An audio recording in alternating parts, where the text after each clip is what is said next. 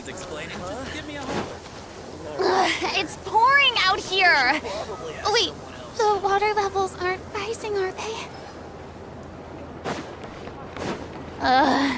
The sun feels almost as hot as those studio lights I'm in front of all the time.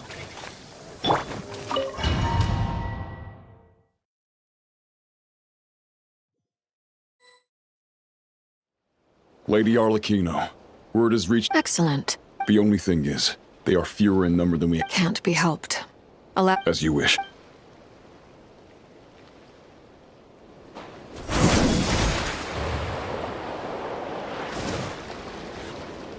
It's been a while, Arlecchino. You look well. Did Dottore really have to build his lab right on the sole path between Snezhnaya and Nodkrai? Had to go on a huge detour to stay out of its line of sight. Sounds like an arduous journey. I assume you've brought word from Her Majesty? Of course, all part of the job. Firstly, the Tsaritsa has authorized Fatui Internal Affairs to review Dottore's case. They will reach a formal verdict on whether he has turned traitor and whether he poses a threat to Snezhnaya. While they're working on that, I've been ordered to come and receive the refugees from Nodkrai. They are nearby. My team will escort you to them shortly. Great. Aside from that, Her Majesty has a message for you and Sandrone personally. Huh? Where is Sandrone? She stayed behind to work since I was making the trip anyway. It seemed sensible to have one person on standby at base while the other came out to meet you. All right, guess that's just how she rolls. In that case, tell her that the Tsaritsa's decree this time is pretty awesome sounding. Still, I wonder what... Wait, what's that?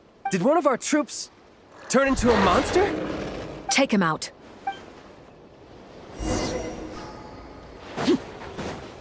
Overruled! Riptide!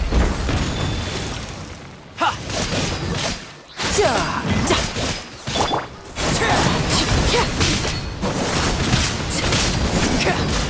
You've gotten stronger, Arlecchino.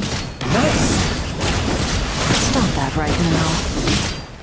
I appreciate the praise, but I'm not fighting you today. I knew it. Yeah, yeah.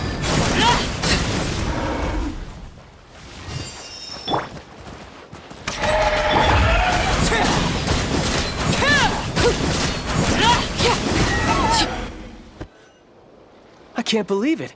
He was a living, breathing human one moment, and the next...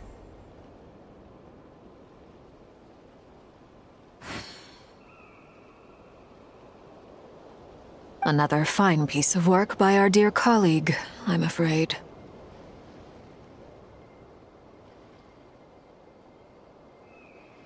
What in the world has been going on in Nodkrai? Another fine piece of work by our dear colleague, I'm afraid.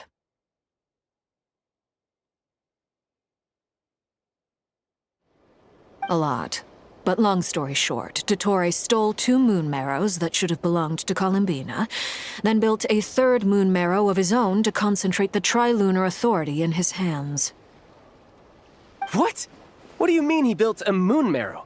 People build roads and houses, not moon marrows. What's his next DIY project? He's gonna build a god? You could stand to be less surprised. We are harbingers. The work we are engaged in makes the creation of gods seem mundane by comparison.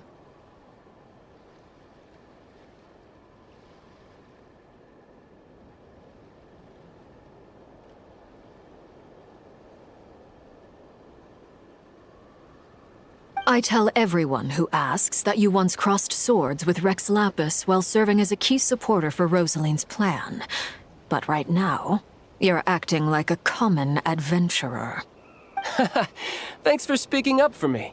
Those 2 really took me for a ride back then. Then again, surely no common adventurer would manage to get tangled up with them the way I did. That's gotta count in my favor, right? It almost sounds like you wish to repeat the experience.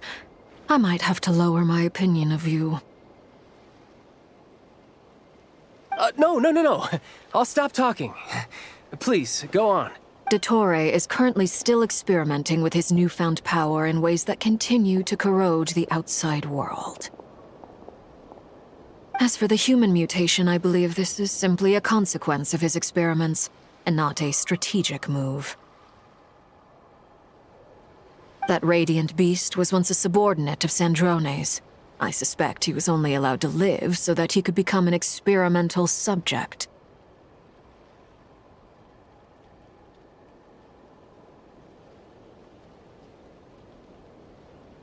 Also, those of us who fought Dottore have been afflicted with a curse. As such, I cannot leave Nodcry. This is so much worse than I thought. No wonder Her Majesty's decree is so extreme. While these exceptional circumstances persist, the Harbingers are hereby authorized to use unilateral executive powers. Should Dottore pose a threat, Arlecchino and Sandrone are permitted to eliminate him. My thanks to Her Majesty. I will pass these good tidings on to Sandrone. Her Majesty has also declared that she will refrain from launching an attack on the now evacuated Nodcry due to the presence of unretrieved research material. A wise decision. By the way, how's my old partner doing? I'm assuming they're with you? Partner? You mean the Traveler? I'm afraid I have bad news. He was captured after our failed assault in Dottore's lab. His whereabouts are currently unknown. What? Why? Since when does Dottore have a bone to pick with him? That is indeed the question. I'm not sure he does. He must have some other goal in mind. This won't do. I have to rescue him. You can't. We have no idea where the Traveler is. What am I supposed to do then? Stand here twiddling my thumbs? Sandrone is working on it. The best thing you can do right now is complete your mission. Fine. I guess I'll leave this to you then. One last thing. Tell the Rooster to get the message out to the gods and citizens of every nation in Teyvat. Beware. An uncontrollable pollution is spreading forth from Nodcry. The source of that pollution is a madman drunk on the success of his experiments. The Fatui and our allies will endeavor to contain the threat. However, if Nodcry falls, things are likely to escalate. Considering Dottore is one of our own, all Fatui stationed in Nodcry consider it our duty to stay and fight him to the bitter end. Whatever. Hey, don't be too pessimistic. If it comes to it, I'm sure Her Majesty won't stand by and do nothing. I hope you're right.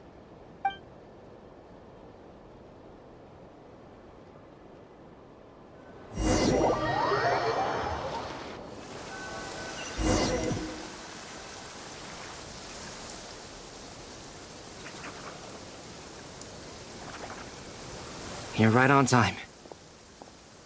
Thanks. Hey, do you think I'll get that gliding exam exemption? I made sure I was on my best behavior in Mondstadt. I landed well outside the city and walked in through the gates. I'll help you apply, don't worry. For now, let's see what we have here. What are the doctor's energy fields even made from? The usual attract and repel principles that govern Kuvaki don't seem to apply to them. They are very mysterious. But ultimately, they appear to be comprised of energies from the three realms. Thanks to research by Master in the Hexen Circle, we know that Teyvat's 7 elements are derived from the more primordial power of the Light Realm, which is antagonistic with the power of the Void Realm. Since you have the power of the Dragon Durin within you, I'm sure you can already tell that this energy field contains no abyssal energy. That's true. It's not abyssal energy. It's something pure, wild, and untamed. I've been thinking about something. Do you still remember the device that Dory supplied from the Academia when you and Miss Columbina fought Rarier?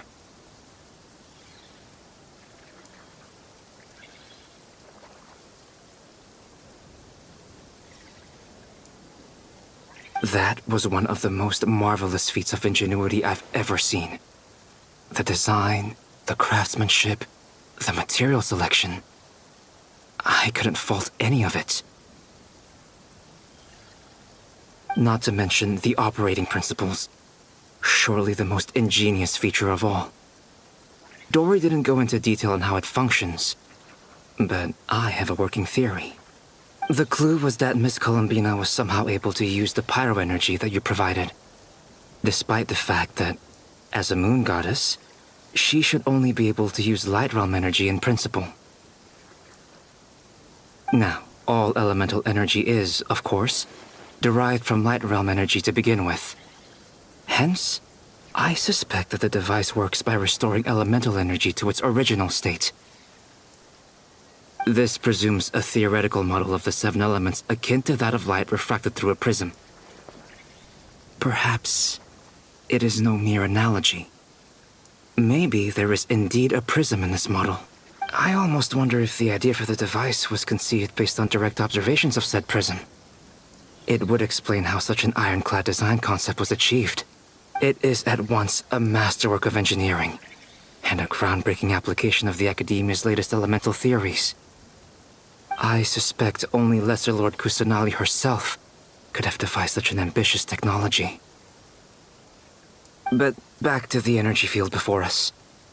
If this is pure light realm energy, its relation to elemental energy is one of integration versus division. Or you could say that the former contains the latter. Could this mean that elemental energy can dilute the power of the light realm? Should we give it a try? We should.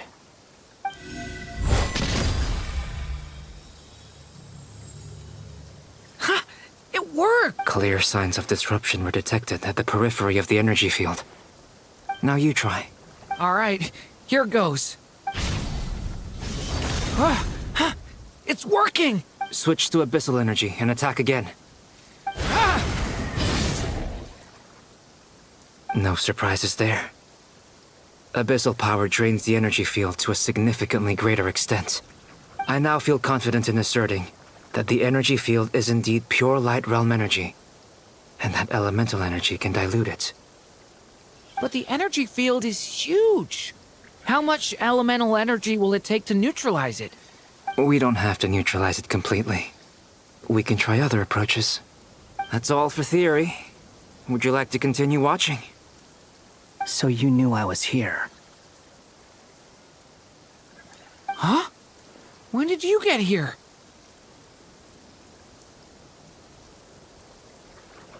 A while ago. But Albedo sounded like he was working on his thesis defense back there. Back in Sumeru.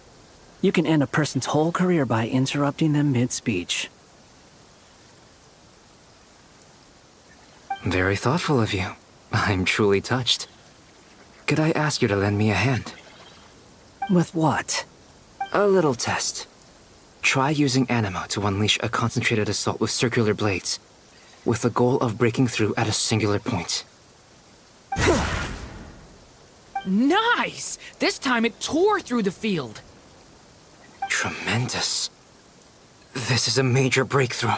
Should we go through? We probably shouldn't risk having mutually antagonistic energies in such close proximity. Durin, you stay here and watch the entrance. Hat Guy and I will go in to investigate. Sounds sensible to me. Keep your eyes peeled, Durin. Don't worry, I got this. You two be careful in there.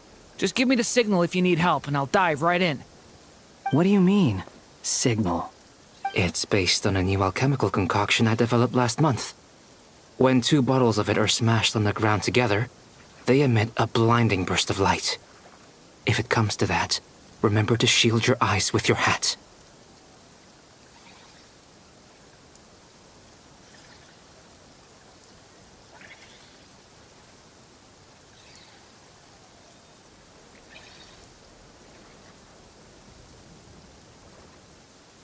Glad I asked. Thanks for the heads up.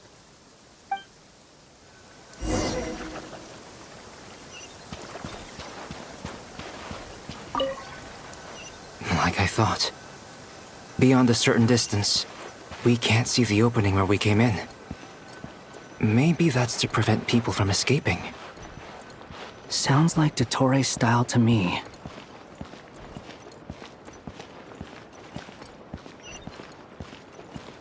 Not much has changed.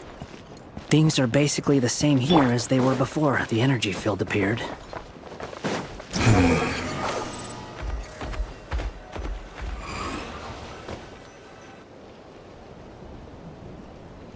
They have no heartbeats and they're not breathing. We can only assume they're dead. But there are no visible wounds.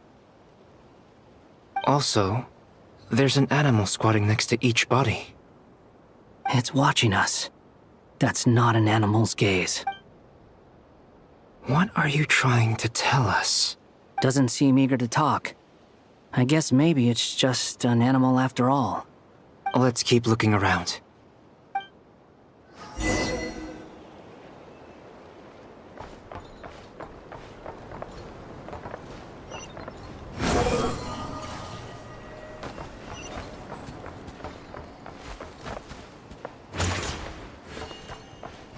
Search for it! Same situation everywhere. Not a living soul in sight. Just countless bodies with animals standing watch over them.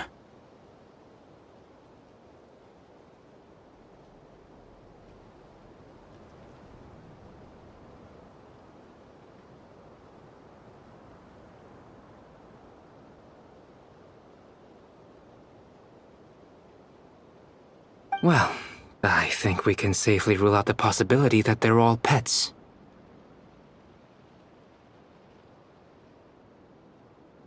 Is skirting around the topic your way of showing consideration for other people's feelings?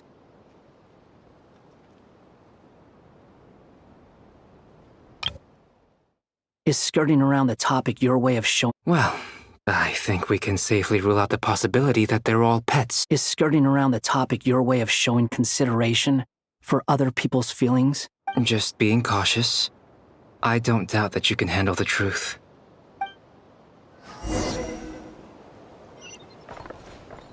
Quit following me.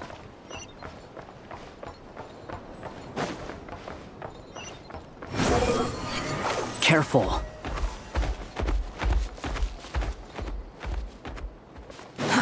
Too slow.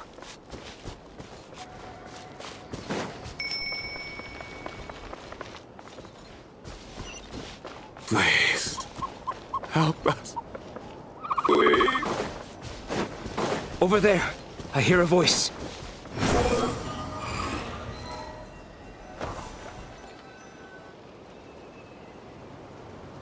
Please. Help us. What happened here? I don't know. Suddenly, everyone collapsed.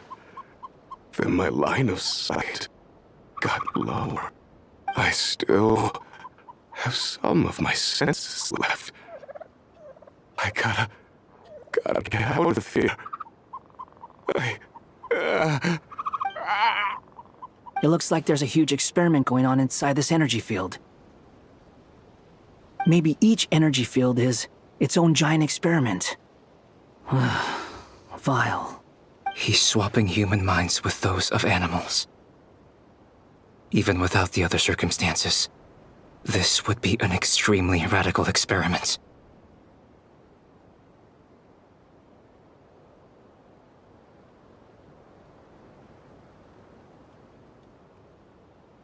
Those people may have lost their sense of selves, but they are not fully animals either.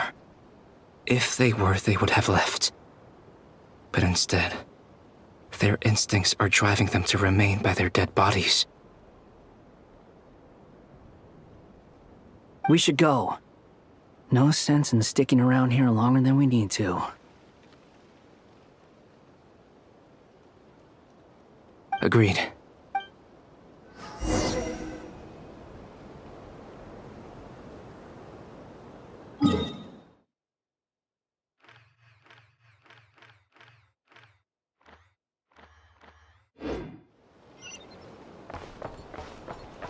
Quit following. The wind rises.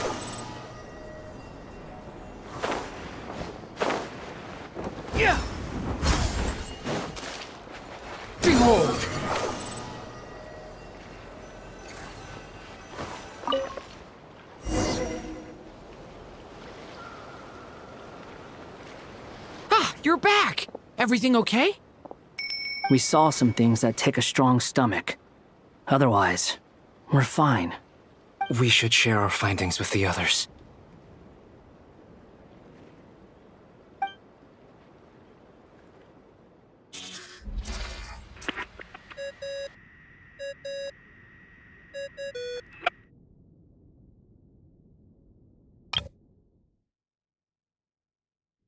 Yes? Who is it?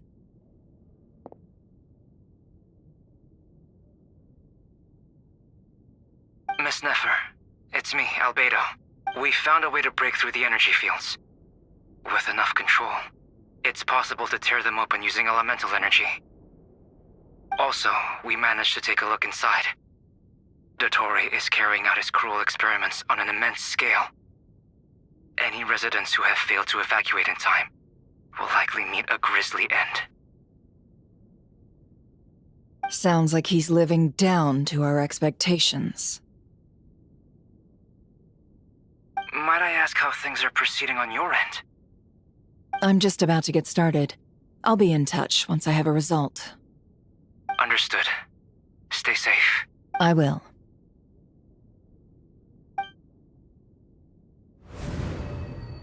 Well, Nefer, I'll link up with you once my tasks are complete. What makes you think I'd need you to do that? I'll need it. And considering the way you approach certain matters, I think you'll be better off with me present.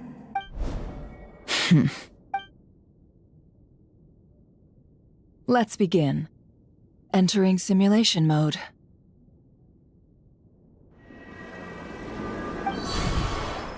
A vast wasteland. Is this the Traveler's inner world?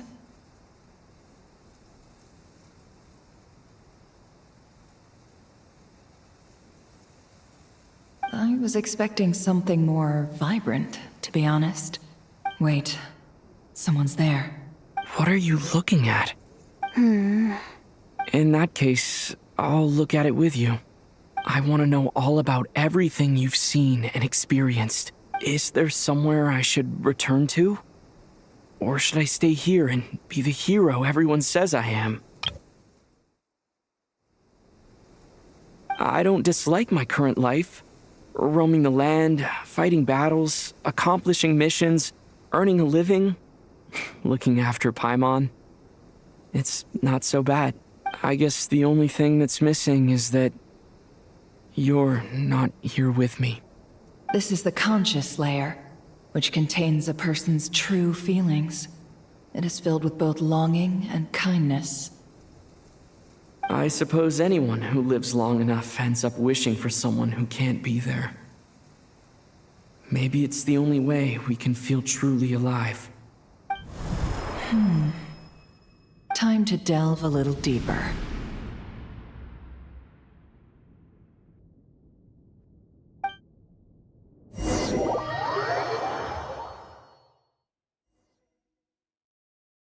Nasha Town is hardly the optimal choice for a place to live, but it has character and a reasonable population density. What are you trying to say? Oh, don't be nervous. I was just thinking where might make a good starting point for your journey. Perhaps I should send you further afield. Conria, perhaps. Conria ceased to exist long ago. Once again, you fail to understand the possibilities that the Tri-Lune creates. Anything that has existed in the past, I can now recreate. You simply do not wish to see that happen. That might be because you miss your sibling and fear getting answers that you are not ready to learn. But this is not for me to judge. If we are to collaborate, we need to maintain an amicable relationship. In a moment, you will be able to... Oh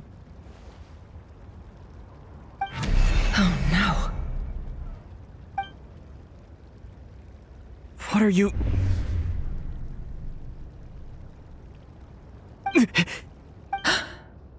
What are you gonna do? Don't move. Something unwanted has crept into... Oh? Gone as quickly as it came.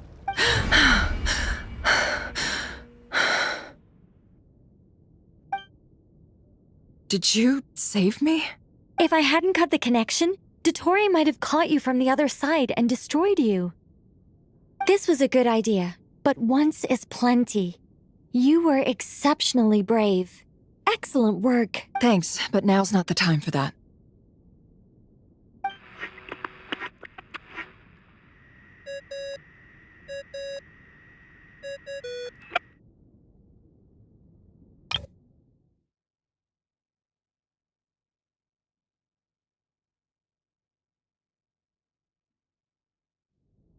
Albedo speaking. I think I know where he is. What is this endless darkness? I can't see anything, even though my eyes are wide open. But why? What happened? Ah, sorry about that. I take it you didn't notice. Just now, a friend of yours took a little peek into your mind. Could it be Nefer? How did she do it? Did she use something as a medium to connect to me? Do you think she's aware of your current circumstances? Oh dear. Have I stunned you into silence? I only wanted to slow down your time a little so I could stop your intruder in her tracks. It would have been nice to capture the spy. I must say, I'm finding the ability to adjust the flow of time rather intriguing. The moment you closed your eyes, time seemed to grow impossibly viscous, didn't it? A whole month passed before you opened your eyes again, but only for you. No one else was affected. I dare say this is something only a god can achieve.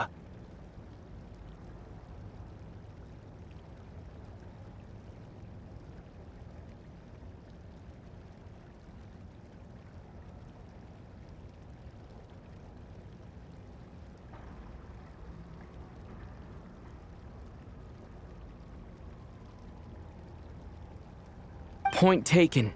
You've proven once again that you have god-tier powers. Oh, you misunderstand. This wasn't about proving a point. I was testing things out. I find I learn best by doing, and I have to admit, time is not the easiest dimension to control. I only wanted to make you sleep for a short while, but it ended up lasting a whole month. Clearly some finesse is required to wield the authority over time as I wish. I hope you're not angry with me. It was only a month's discrepancy, nothing too serious. Had I been off by a year, a decade, or even a century, that would have been quite a different story. You could have frozen me for millions of years. So much for collaboration. You aren't showing much sincerity. Millions of years? To what end? I wonder if you don't understand humans all that well. They are very pragmatic creatures who understand only that which they can perceive with their senses. If I had you sit here for a week, I imagine people might sympathize. But if I left you here for 100, 1,000, or 10,000 years...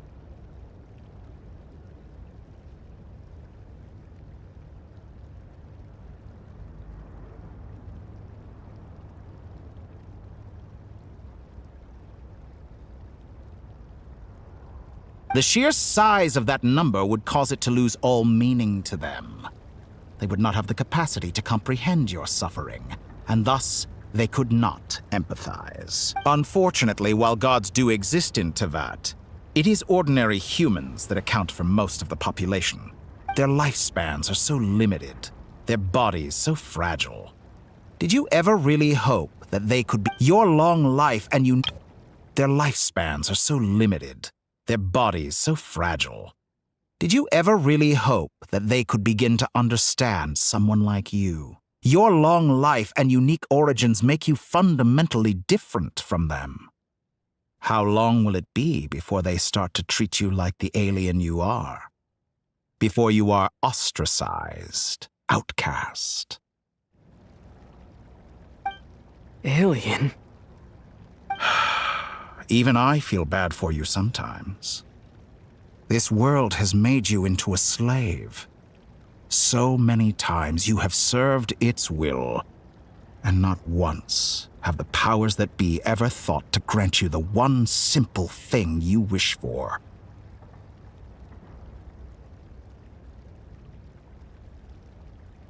You have been treated most unfairly. I can change that. I will grant you special privileges and give you back the status you rightly deserve as a descender.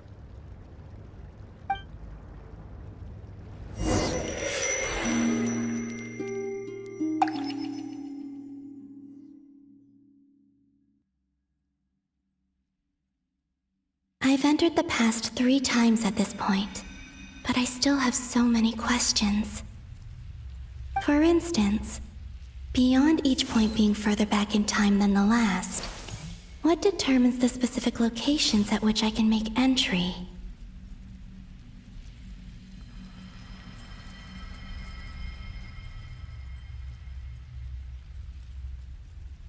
So far, the common thread linking all 3 scenarios is that the Traveler has been present.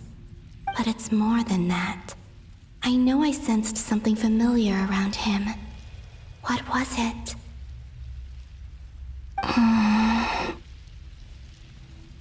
I'll keep this question in mind as I carry on.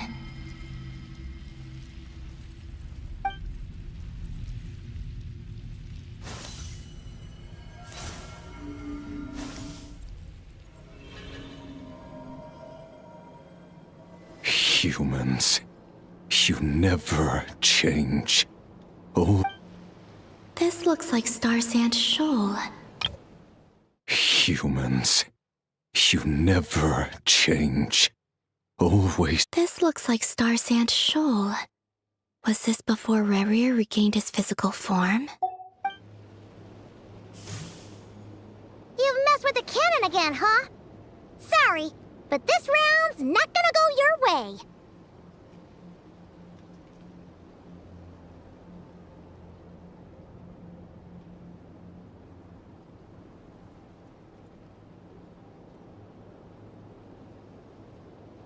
The cannon.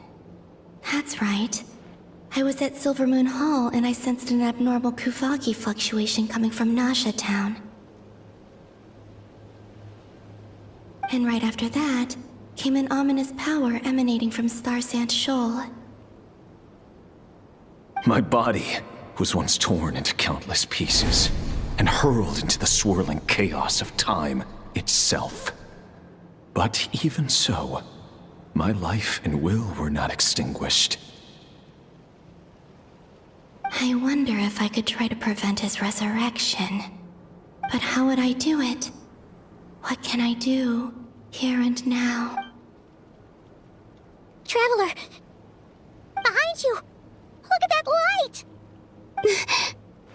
No, I won't make it in time.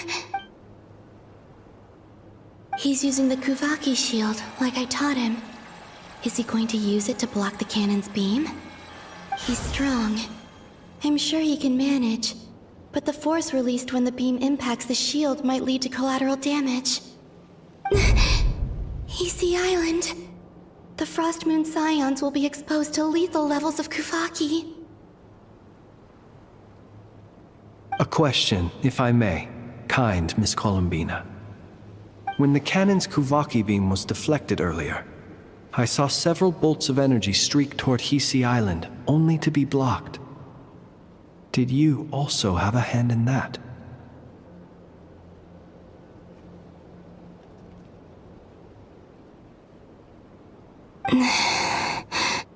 Maybe that really was me after all.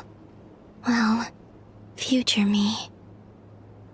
But I don't know if I have enough power left.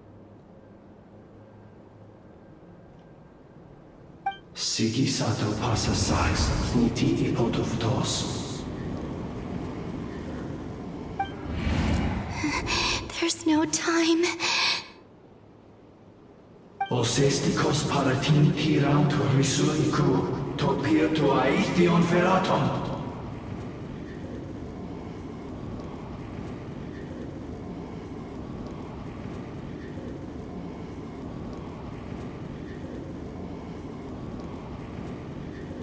I have to make it.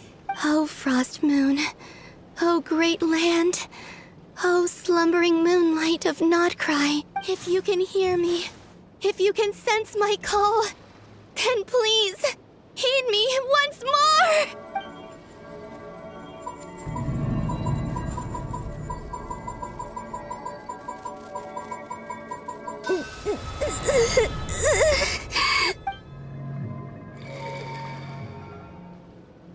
Did it work?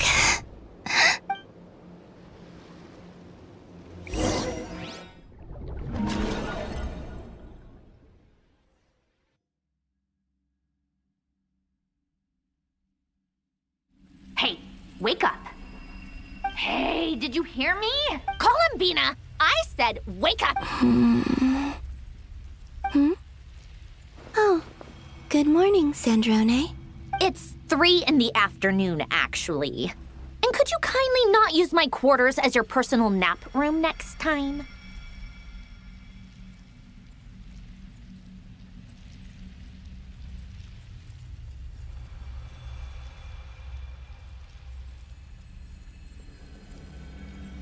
Aw, but I feel so safe here. And your coffee, right? It's so bitter, but it smells lovely. That's like you were raised by wolves in a forest or something. What did you drink growing up? Grass tea?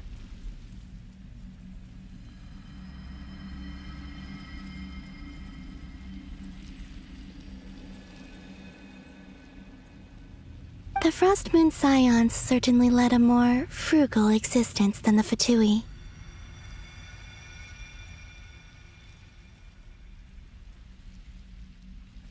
Then I'll bet you've never eaten one of these before. It smells delicious. That's because it's a Fontanian recipe. I had a little free time today, so I made a batch. Rosaline will be here shortly, but if you really can't wait, I guess you can go ahead and... Hey, at least let me finish before you start eating! Did the Frost Moon Scions not teach you basic table manners?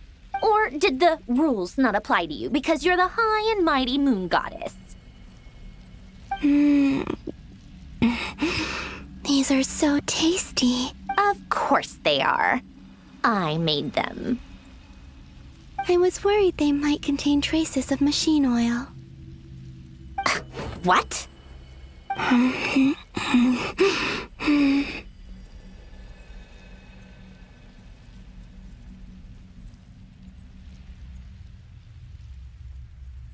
You know, there's something I've always wanted to ask you. Why did you leave your old home and join the Fatui?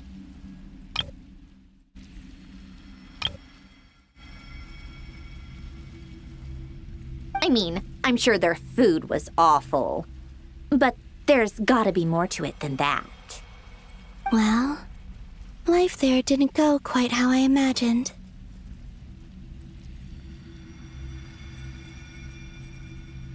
What were you expecting? You're a god. Your followers are gonna make some demands of you, right? Surely you can just answer a few prayers here and there in return for the free food and drink. How bad can it be?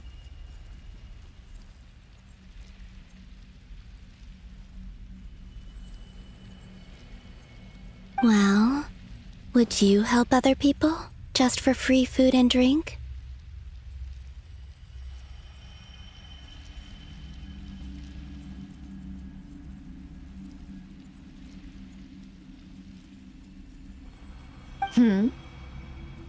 The doctor told me that you were created by a great mechanic. Lord something Fisher. The Lord Artificer. Ugh, some people can't keep their mouths shut. Oh, Lord Artificer. And didn't he have something to do with the, narcissist? Nazissenkreuz Ordo.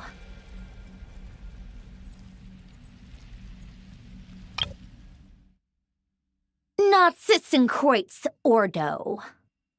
Nazissenkreuz Ordo.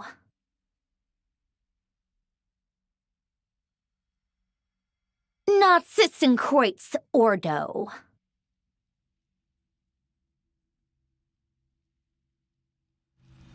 Yes, that was it.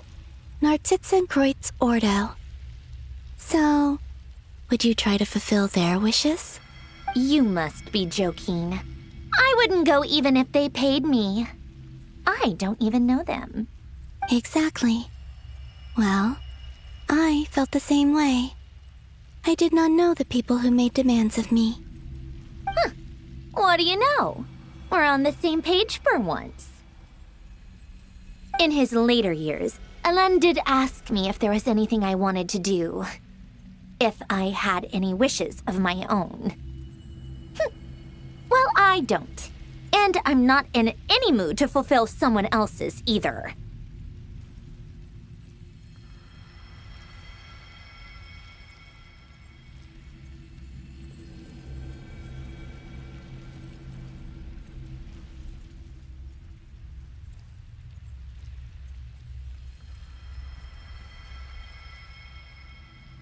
Who's Alain? He was the... You know what? Never mind. You're not gonna remember. Anyway, the point I'm trying to make is, neither of us is the self-sacrificing type.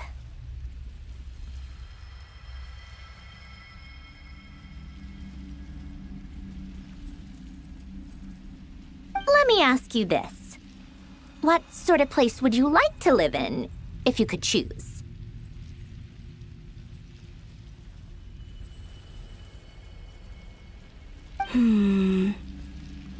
A place where people don't ask me for things I cannot give them. Where they don't worship me, or fear me, but just want to chat with me like a normal person. I'd also like the freedom to come and go as I please. And ideally, it would be somewhere with the smell of coffee and snacks. Not to burst your bubble, but no such place exists in the world. Now, take your snacks and scram.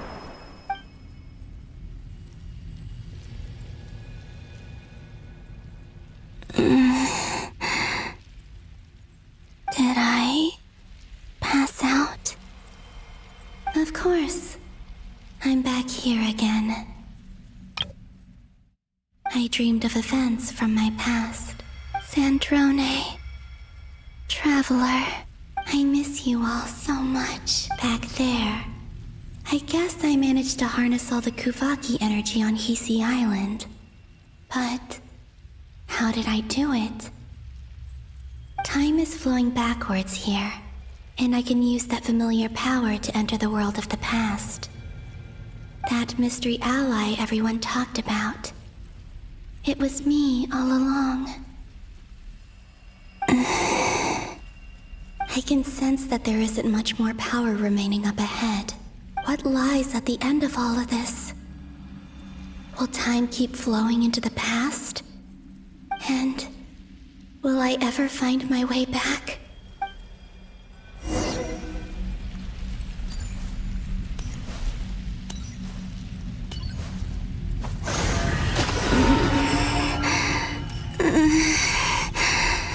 It's getting harder and harder to use my power.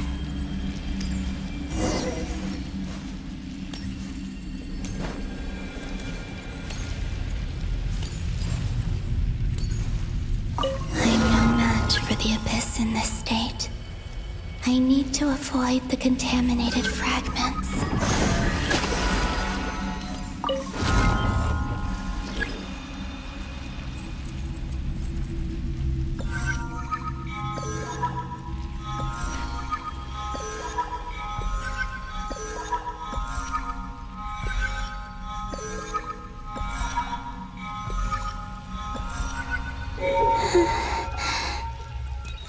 to go. I wonder where I'll find myself this time.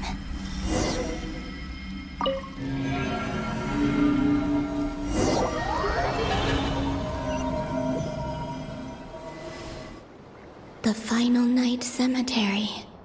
This is where Flint's is based. Or not! How are we supposed to read through this many files? Difficult, yes. But it is also our most efficient option.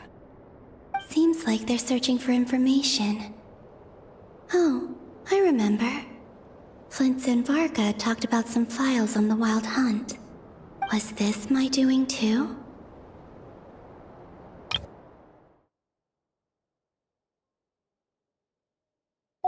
To expose the true intentions of this Rerir, we need to dive into Notcry's history.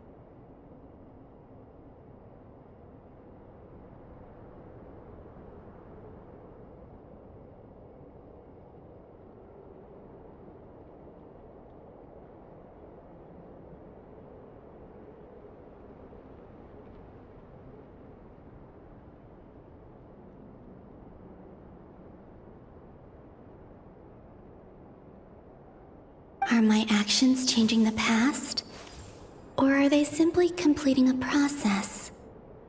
Is all of this inevitable? Or am I the one making these decisions? If I choose not to help them now, will it change how things turn out? Hope we don't land on our heads then.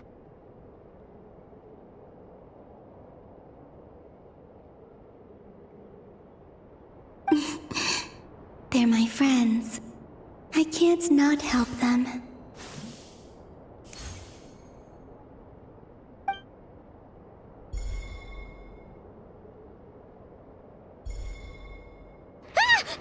Ghost! And the other one was... here. Hey! Another file's moving!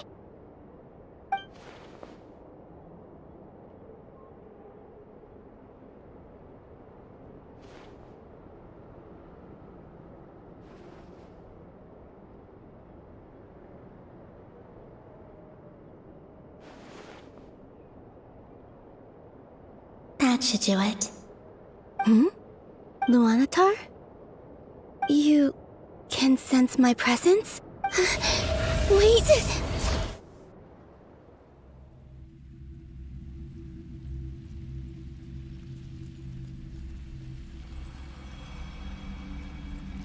Luanatar. So she's that familiar presence I've been sensing all along.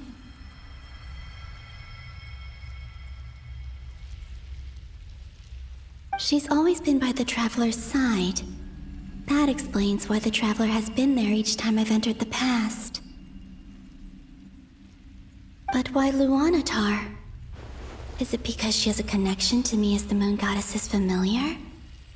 If so, why not any other Kuhenki? That's...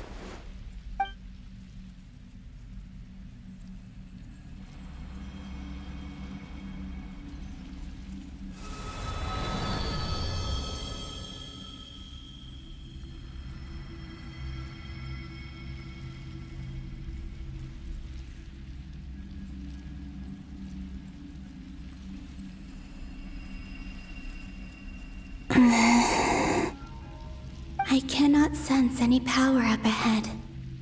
Just a void, stretching out into infinity. This is likely my final chance to enter the past. It's now or never. I have to find a way back.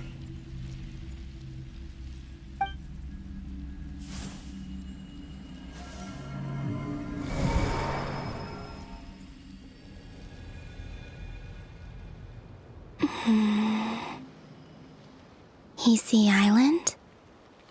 How far back in time is this? Where's Luanatar? I can't sense her presence this time. Seeing Anafa and Aino reunited like that sure was heartwarming.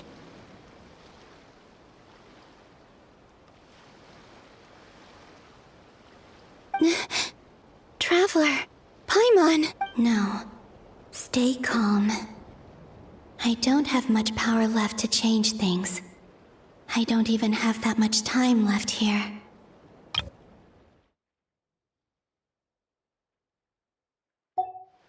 Think, Columbina. How do I find a way back? A way back... to where? Do I go back to Moon Prayer Night? Or to the future that followed?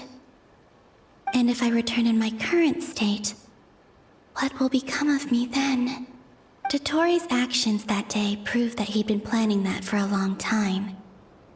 He had already seized the power of 2 moon marrows before capturing me. Even if I manage to get back, how can I fight against him when he wields the Tri-Lune authority?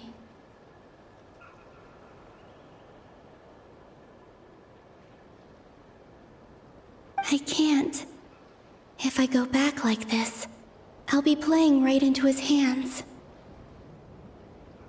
I have to find some way of rivaling the power he has usurped. Wait. Time flowing backwards. The Tri-Lune authority.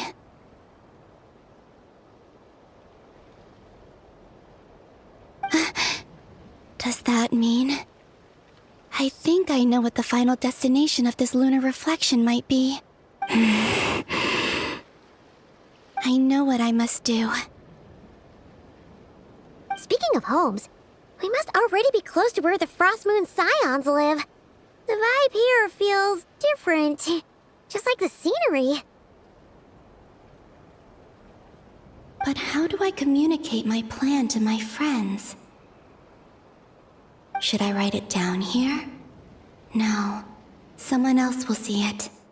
I need something with a close connection to me. Something I can use as a medium to tell them what's happened to me in here.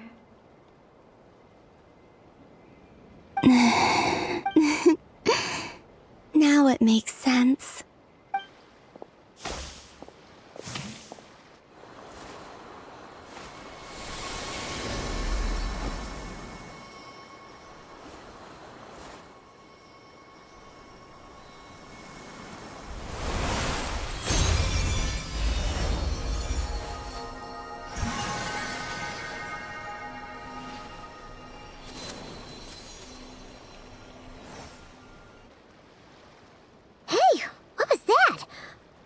Some sort of breeze blew by, and then the petals suddenly turned into... Huh? It was I who brought Luanatar into being. I gave up a piece of my own soul to create her. That's why I could sense a familiar power from the moment I entered this space. It also explains why she's been present in every past location that I've entered.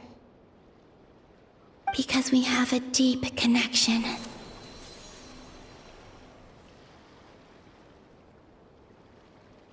Hey there! What's your name? And the reason why there are no more gates to the past after this point is that Luanatar hadn't been born then.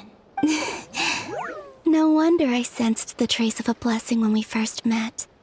But I still didn't recognize the soul hidden within you. Back then, I was just a little lost dove.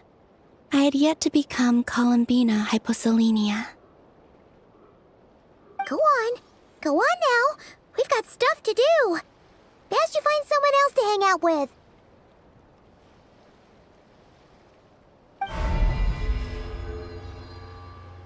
Hey, you scared it off.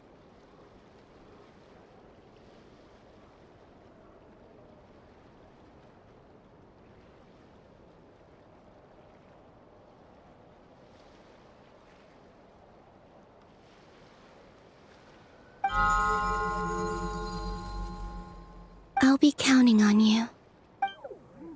Remember to stay by the traveler's side, guide him, and help him in my stead. Oh, and bring him to the garden where the moon prayer blossoms grow. There's a little lost dove there who will need his help.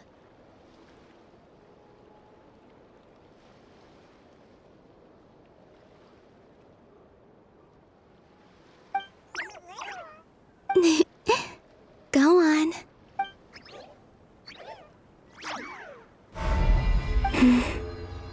You too. Go and live your story. As for mine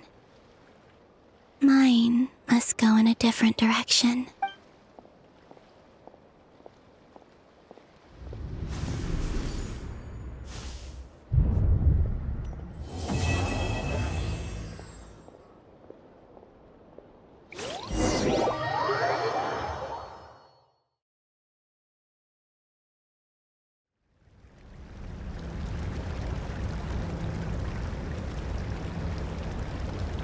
How would you like to experience the thrill of never being held accountable for your actions? You could crush people like ants without consequence, or tear off their heads or limbs as you please. Believe me, such a life is but one small step away. What point is he trying to make? Freedom?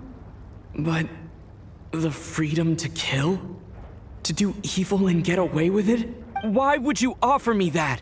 The creation of a world is the ultimate scientific experiment. I have taken my research to the highest level, where I shall be not just a god, but also a servant to many sacred spirits. I shall heed the truth and perform holy deeds. A god's laboratory is the perfect playground, but it needs the right occupant to explore its full potential.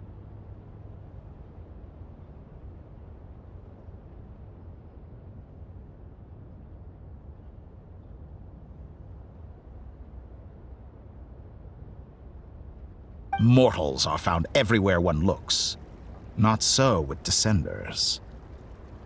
I'd prefer my first guest to be a distinguished individual such as yourself. And I know you could make the most of the opportunities it offers. So the condition for entering the new world is to take innocent lives. The same dilemma that Rerir once faced. Could I really bring myself to kill others for my own benefit? Rerir did. And look where it got him. Have you made up your mind? I can't do it.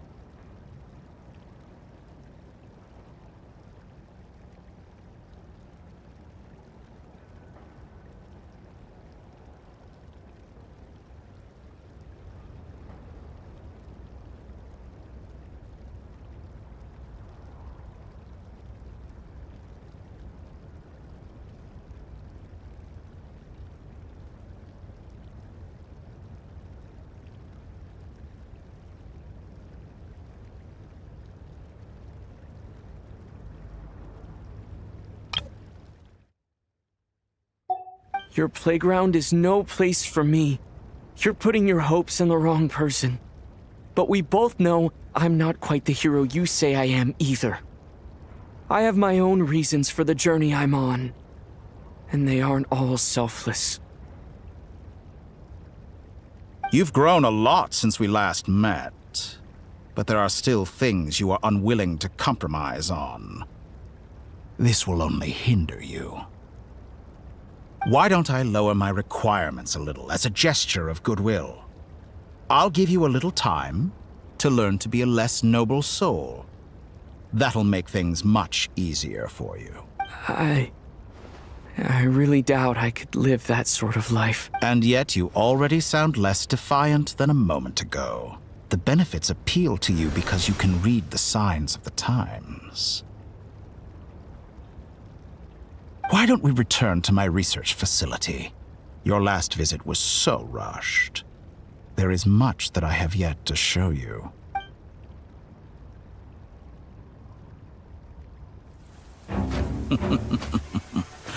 Now to that question, Heroes don't attack from behind. Guess I'm no hero. This is most disappointing.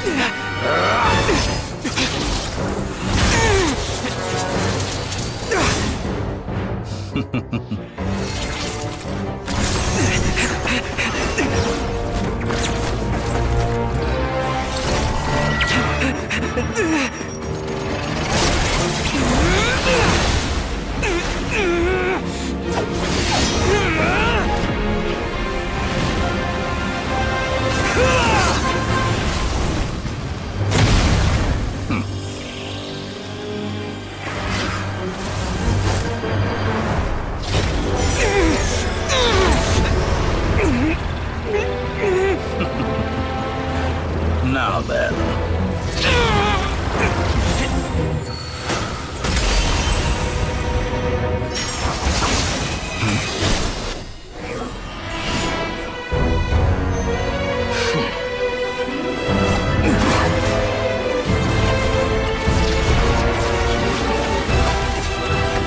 A new face. Interesting.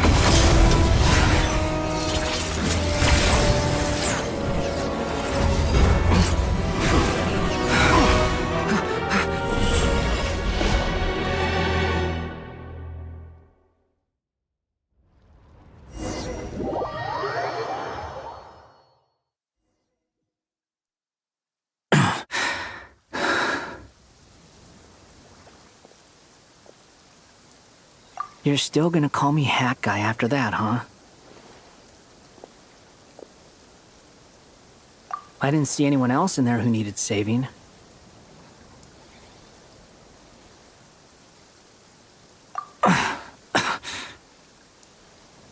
It's nothing. I'll be fine. Why are you looking at me like that? Is it that shocking that I'd come to your rescue?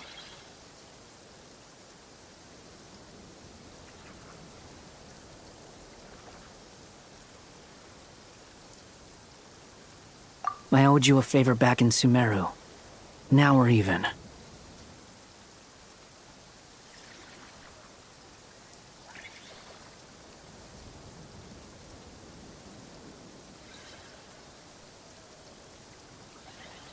Distracting Dotori was tough. I won't lie.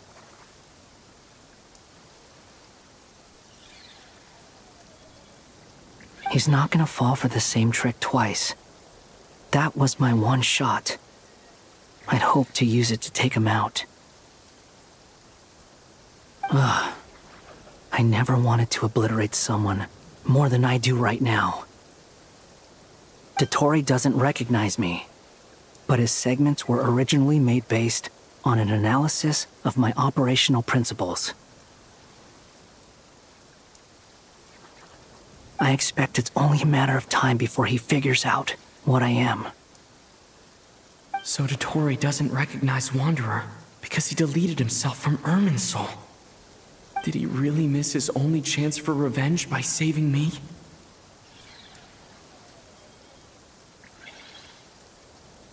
Why the long face? Hey, I'm not blaming you, okay? And I'm not complaining either. Rescuing you and killing Dotori are equally important goals.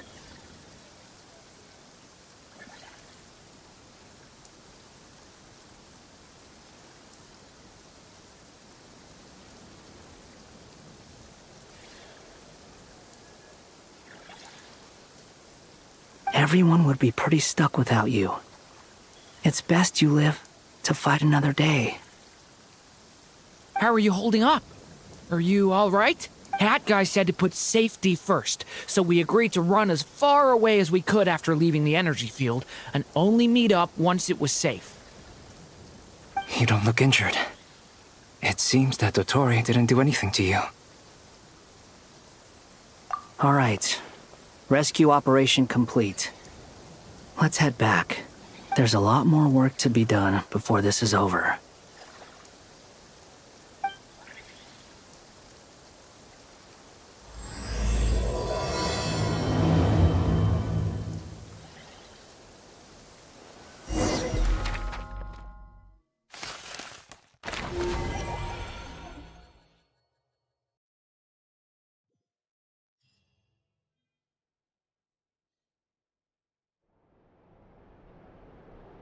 Understood. I will bear the Tsaritsa's decree in mind. I don't see what's so awesome about it, though. Does he really think everyone else is as immature as him? I'm not stooping to Tartaglia's level. I thought you might say that. How's your progress? Quite promising, actually. That alchemist Albedo gave me a few ideas. Remember how I asked you to look up some files for me? That stuff on the Nazistenkreuz Institute. René de Petrichor and Jakob Ingold.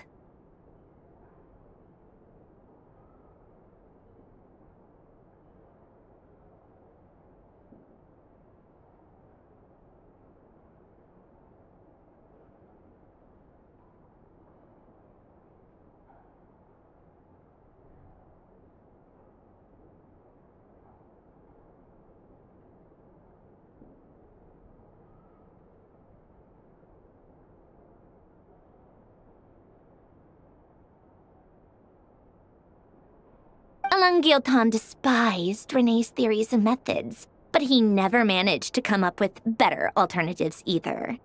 So I adopted some of René's ideas. I thought Alain was like a father to you.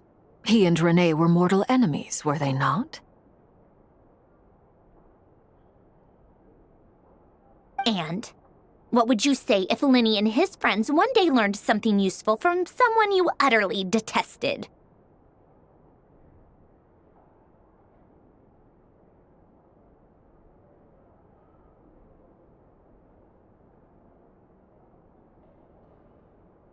I would applaud them for it. That would mean that they have surpassed me.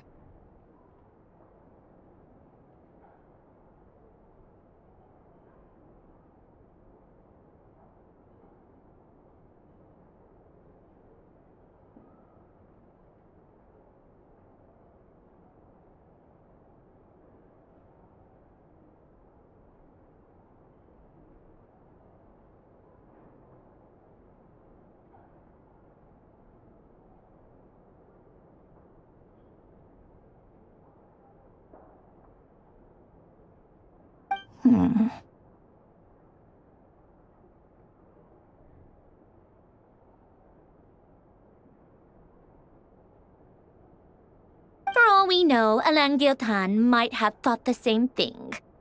Not that it matters, though. He's dead, and I'm alive. So it's my call to make. Once you die, it doesn't matter how great you were in life. Only the living get to decide what happens next.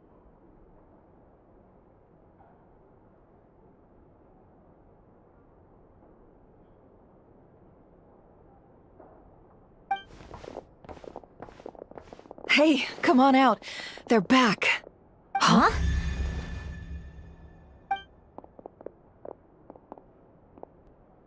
You're back? And your head's still screwed on? And you still have all your limbs? What does it look like? Way to keep your composure, madam. Excuse you. I am perfectly composed.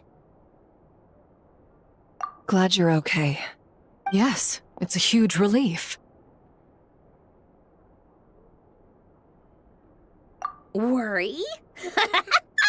Oh, yeah, right. You think we, the Fatui, were worried about you.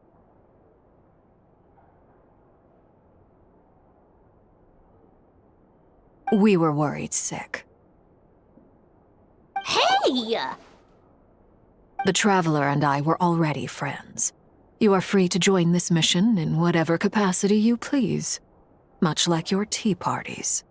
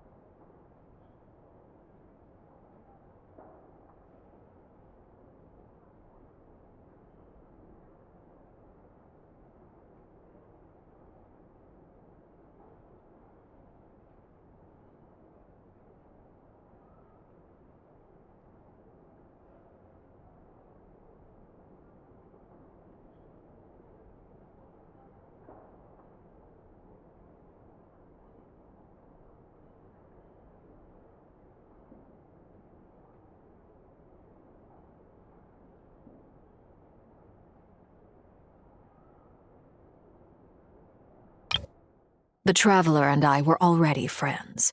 You are free to join this mission in whatever capacity you please, much like your tea parties. It's a laugh a minute with you guys. I must say, I was quite surprised when Mr. Albedo told me he would need no additional aid.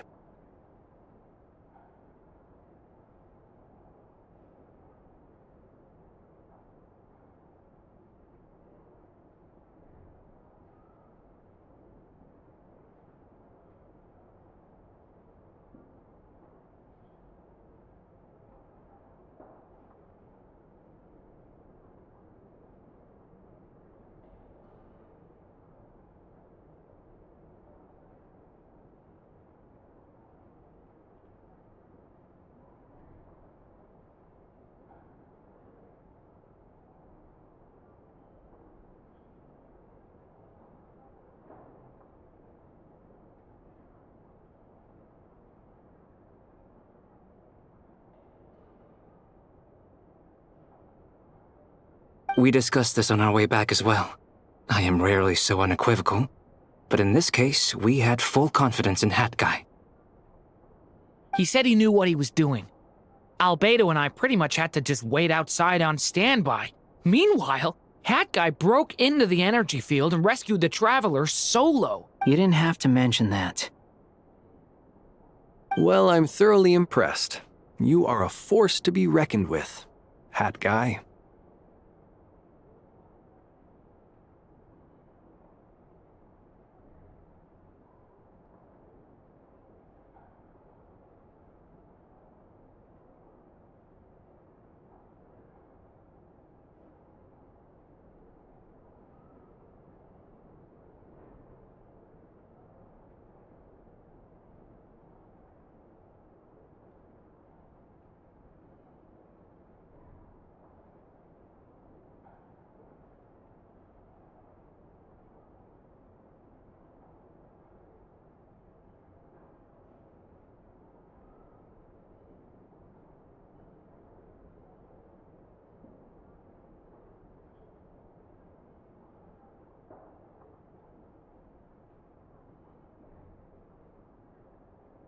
Is he back? Is he really back? Traveler! It's really you! Oh, thank goodness! Paimon missed you so much! You can finally breathe easy, Paimon. It's great to have you back in one piece! Oh, Paimon's been having nightmares the whole time you were gone! Look at them.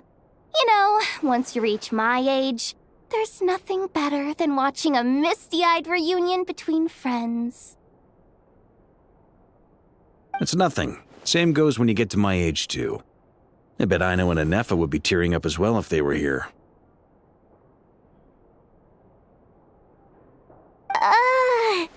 Varka, I'm not sure Anefa can cry. Oh, yeah, good point. Hey, your eyes are looking a little red and puffy. Come here. Let's hug it out. What? Ew, no. No, thank you. You're not my dad, okay? Knock it off! Everyone, I'm sorry for all the trouble I caused you. But the silver lining is, I didn't come away from this ordeal empty-handed.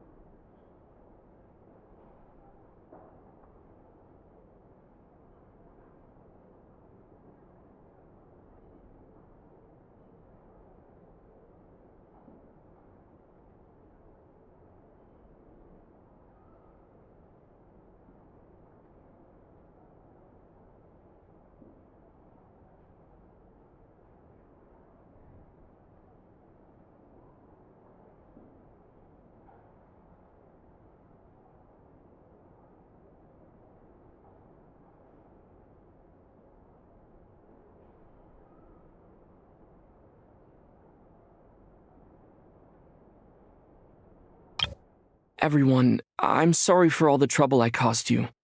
But the silver lining is, I didn't come away from this ordeal empty-handed. While I was being held captive, I learned a lot about Dottoro's current capabilities, and what he plans to do with them. Allow me to explain.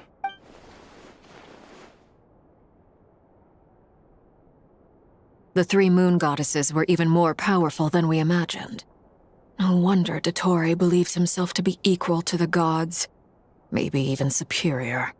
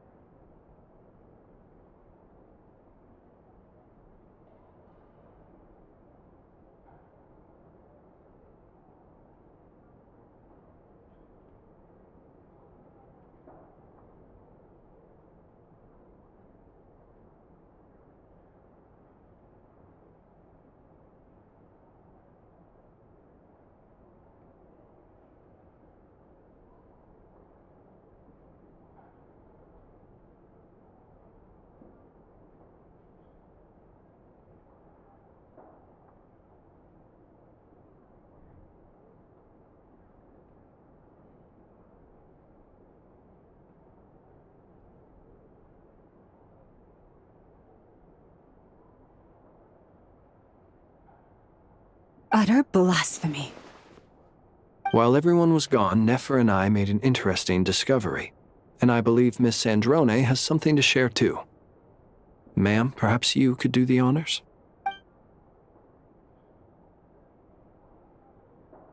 Called it. Getting rid of a pesky troublemaker like her is like trying to clean up after a crumbly cake. It always comes back to haunt you. Our next step is to find a way to bring her back. A place where time flows backwards, with no destination in sight. Surely it must have been created for a specific purpose. But I fear the answers are buried deep in Tevat's history, held by great powers beyond our reach. It sounds like she's on a specific path through time, just traveling in the opposite direction to us. The question is, where does that path lead? Or will it keep going to infinity? We considered that question as well. Strictly speaking, time is not infinite.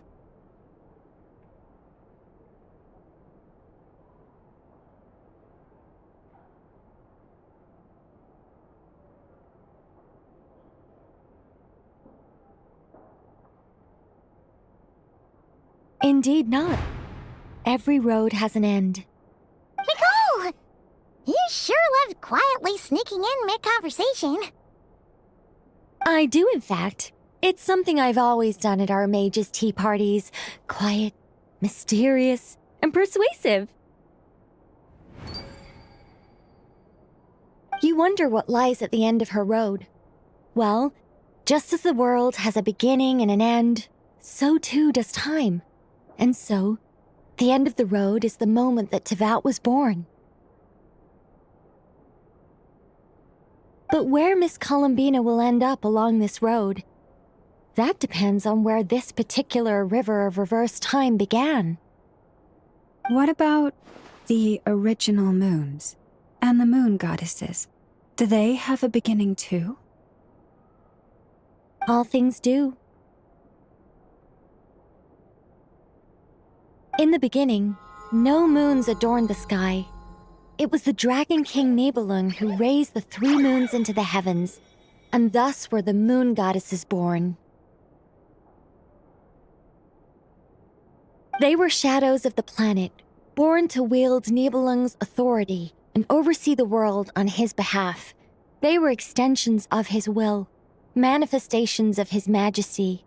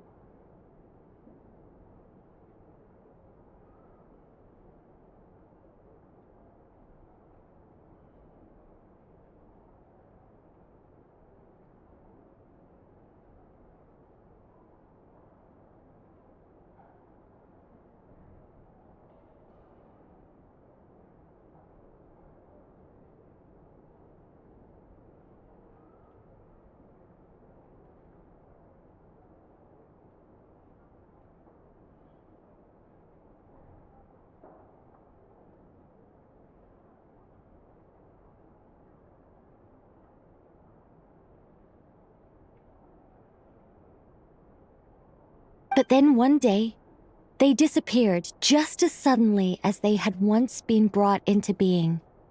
Nobody knew where they had gone.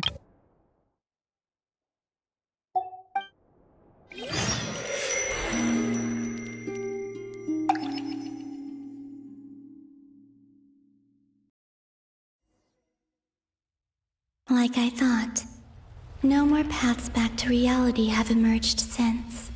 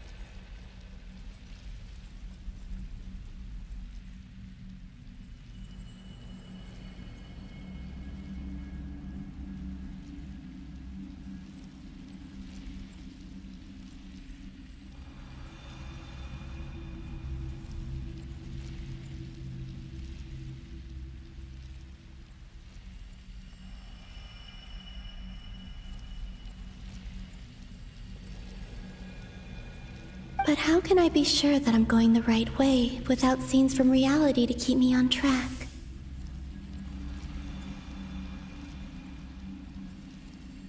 I can't even be sure of how long I've been walking for.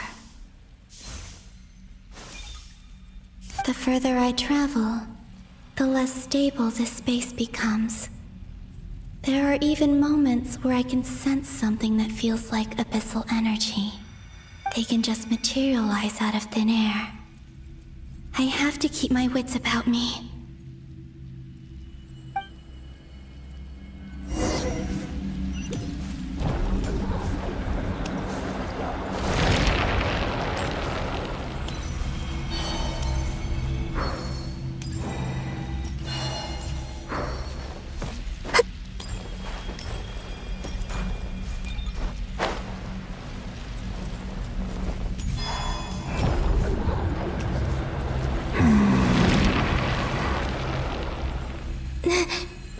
Is that the ray here of Sonari?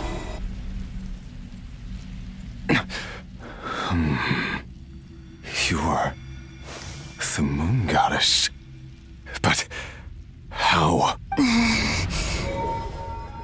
Please, there's no need. I'm not interested in fighting anymore. I find that a little difficult to believe. Yeah. Honestly, so do I. The way you used my own power against me was... It was a brilliant strategy. And then, in the final moment before I was thrown into this space, I got to see an old friend. Mr. Dainsleif. Right. It was so long ago now. But we were friends once. When I first got here, I was filled with hatred, remorse, and rage. How I cursed and devoured. I tore everything here apart. I was consumed by the desire to leave this place and have my vengeance. But to no avail. This is a place with no exit. This is the second time I've entered this space. Though I have no memory of the first. I was torn to shreds the moment I entered. But this time I survived. It must be partly because of this new body, and partly because of all the Kuvaki I absorbed in Nodcry. Are you the source of the abyssal power in here? Not all of it. Some is from when I first arrived here and tried to destroy everything. But there was already a degree of abyssal power here before I entered. And like a venomous snake baking in the merciless sun, it tried to slither into my shadow. Tried to? So, you rejected it? Yes. Because after that, the world suddenly became silent for a moment. What do you mean? The voices in my head, they were gone. And then I saw her. Her? The Lindis. My former lover. Never mentioned that she saw a memory of the Lindis leaping into the moon's reflection.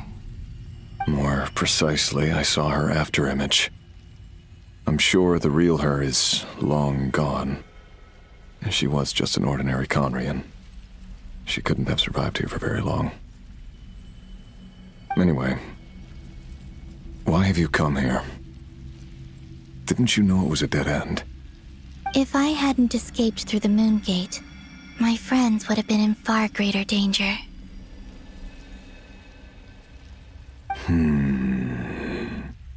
Oh, I see. Because of your power. The power of a moon goddess. What? You'd like to know how I know, wouldn't you? The one who resurrected me said so. I could hear a deep lust for power in his voice.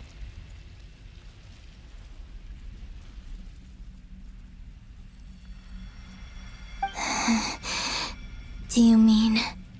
Dottore? Dottore. So that's what he's called. He'd been collecting fragments of my body for a long time. All so that he could resurrect me at the moment of his choosing. I had no interest in his research.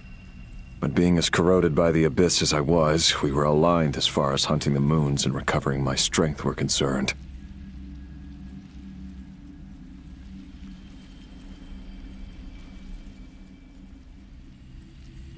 So that's why the Wild Hunt suddenly became so active in Nodcry. When I left the Fatui in my weakened state, Dottore must have felt that his time had come.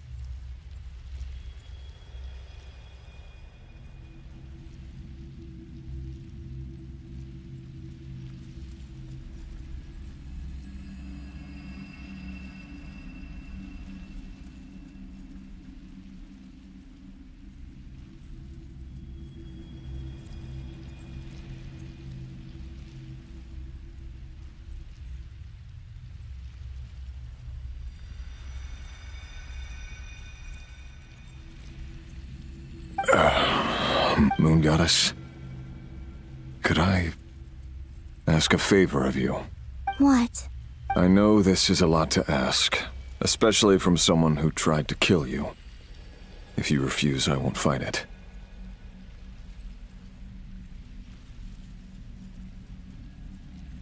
But this is the only thing I desire now.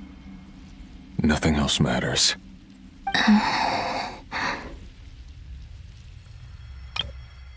But this is the only thing I desire now. Nothing else matters. What do you want? I'd like you to take a message to Thelindis for me. Thelindis? But... Yes, she's dead. But like I said, I saw her afterimage. I can sense that some part of her soul remains here. Far ahead. Why don't you go and speak to her yourself? I can't. I don't know why, but I can't move freely in this space as you can. All I can see is a glimpse of her walking away. Just like the moment when I last saw her in life. In return, I will clear these abyssal obstacles for you. No, not in return. I'll clear them for you. Whether you want to help me or not. It feels like something I ought to do. Why? Yeah. Why, indeed. I've been asking myself that question a lot recently. Why did I do the things I did? I'm tired of it all. Tired of the person I became. People used me. And then I turned around and started using others. I hurt a lot of people. I think I grew tired of it long ago. But I wouldn't admit it to myself. And ultimately, that's how I ended up here. What do you wish to tell her? All of it. My past. My mistakes. Everything that happened after we were separated. Is it okay if I give her the abridged version?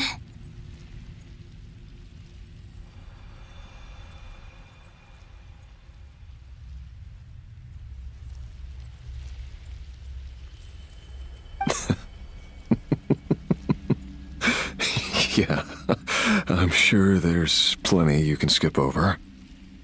Just tell her the important parts. Whatever you think that means. Like the part where you relentlessly tried to kill us?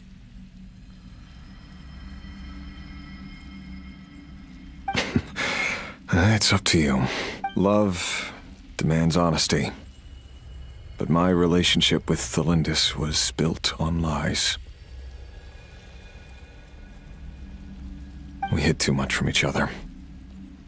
But after living my whole life in the shadows, I don't want to hide anything anymore. I will do my best.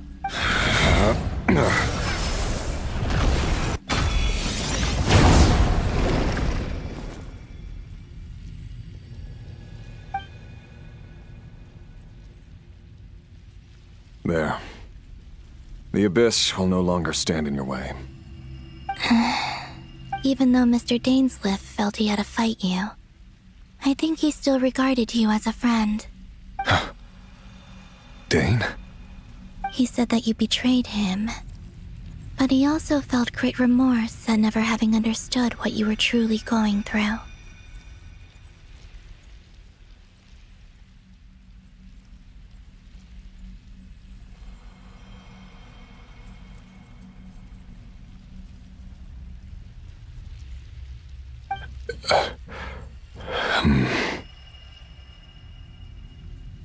Why tell me this? Because if he'd known that someone could take a message to you, I believe that's what he would have said.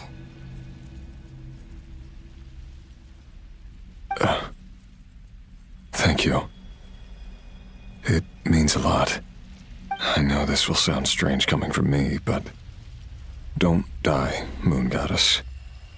I can tell that you're determined to get out of here.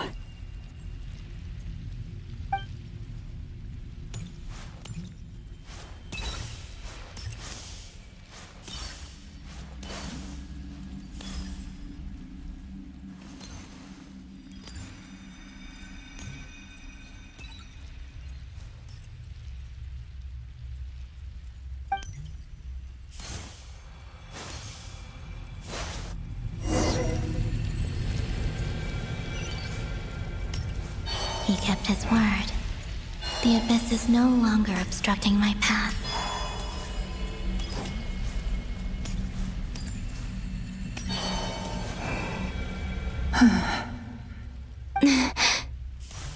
Is that the Lindis? She wasn't far off at all. And yet, they can never meet. Hello, Miss Thelindis. Who are you? How do you know my name? I've never seen anyone else here before. You can call me Columbina. I promised Rerir that I'd bring a message to you. Rerir? My Rerir? Is he well? He's doing better than he was. Better than he was, huh? Sounds like he's had a pretty rough time. Others have had a rough time on his account too. In many cases, their time ran out because of him.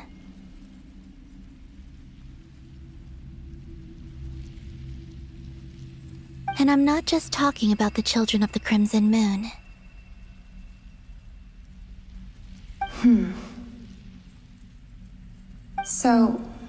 things got worse before they got better. Could you tell me what happened, Miss Columbina? Are you sure you wish to know? Yes. This is my opportunity to learn the truth.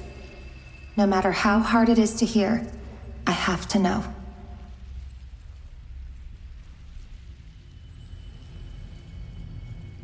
I admire your courage.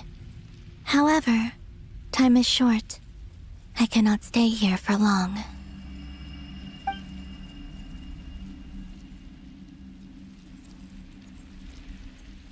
Rayrir had seeds of hatred in his heart, and many people nursed them for their own ends. On some level, everything he did was to try and find a way to see you again.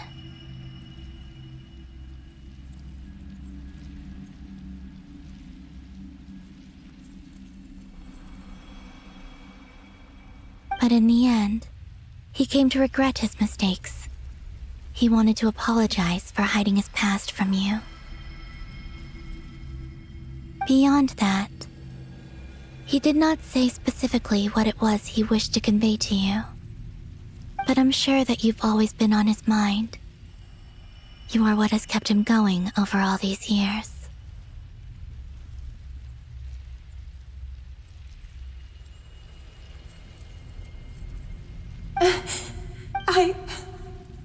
I'm sorry, Miss Columbina. This is so upsetting. I'm not sure how to put my feelings into words. But I'm sure that you've always been on his mind. You are what has kept him going over all these years.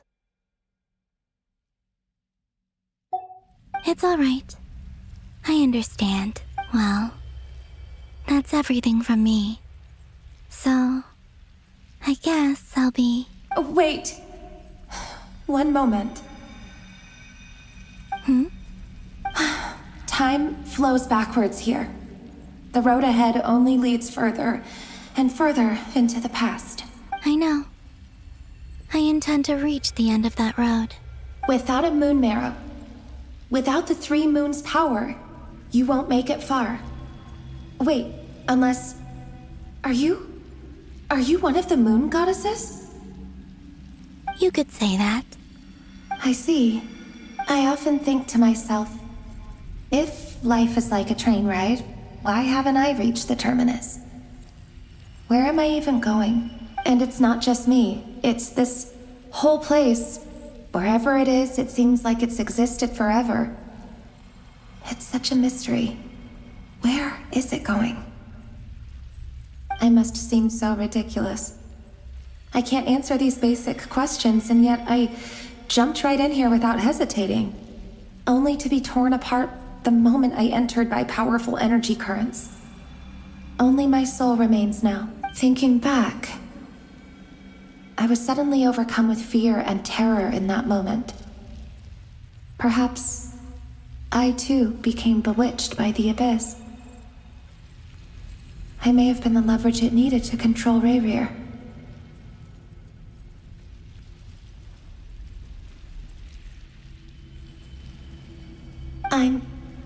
I used to be a researcher at the Universitas Magistrorum in Conria, researching the iridescent moon's marrow. Eventually, I came to the conclusion that time in here flows in reverse. Rayrir was one of the Venster King's retainers. With me, he was in an impossible position. It plagued him constantly. I wanted to help him escape his lot in life. I wanted him to be happy, so I thought I'd use this place to return to the past. At the time, I thought I could just go back to the day that the Venster King first found the princess. It was only after meeting the princess that the Venster King started going too far with his research into the abyss. That was the day all of our woes began. I thought I could stop the king from ever meeting her and solve everything. I couldn't kill the Venster King himself, so I had to find another way to save Rayrir. That's why I wanted to go back, to kill the person who had brought new possibilities to our realm. I'm sure it was a futile endeavor, but the abyss probably enhances the basest human desires. So I naively hoped I could change everything. But I was simply too weak. Like a speck of dust against the whole universe. Look at me. I didn't even survive the journey here. Not physically, at least. I know I'm never getting out of here. But you're different. You can make it, and I want to help you. I owe you that much. How do you plan to help me? Have you noticed the golden energy that exists here? Based on my past research and my observations since coming here, I believe they carry you forward faster. I can share what I've learned and help you understand the pattern in which this energy appears.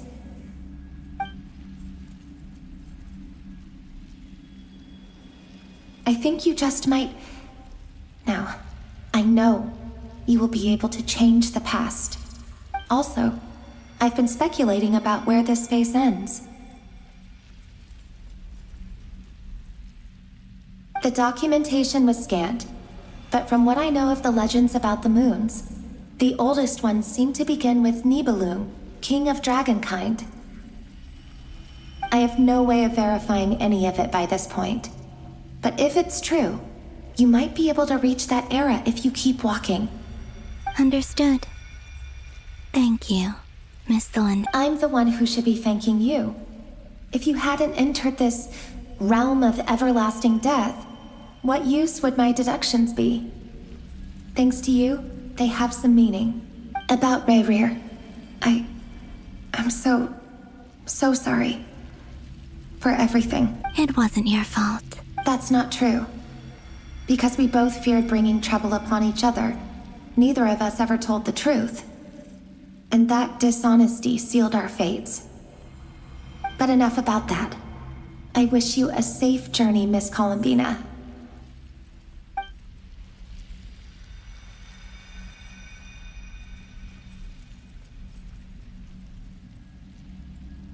And may the outside world never have to experience pain like this again.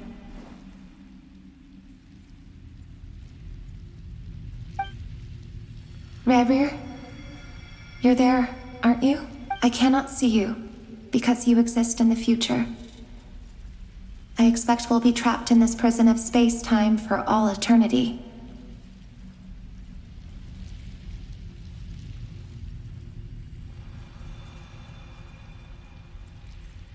But please, gaze upon the past, and then sit for a while. Let's find a place to sit down together, just like we did when we first met.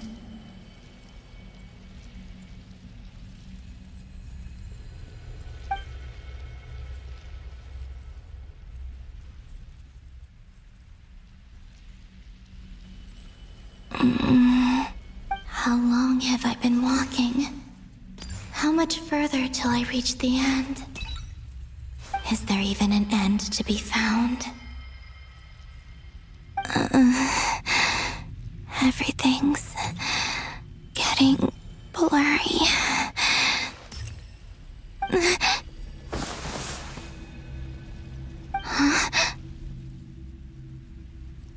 Are you all right, little sister?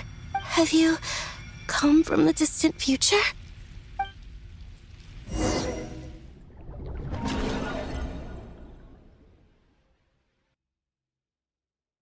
So, how exactly did the moons just disappear? Shouldn't it be a little harder to get rid of major creations like moons? The world is a vast and ancient place. On a certain scale, all life lasts for but a fleeting moment. Miss Nicole explained that the moon goddesses likely perished in the War of Funerary Flame. The moons themselves were also destroyed at that time, save for the Frost Moon, from which a new moon goddess was later born. Am I missing something then?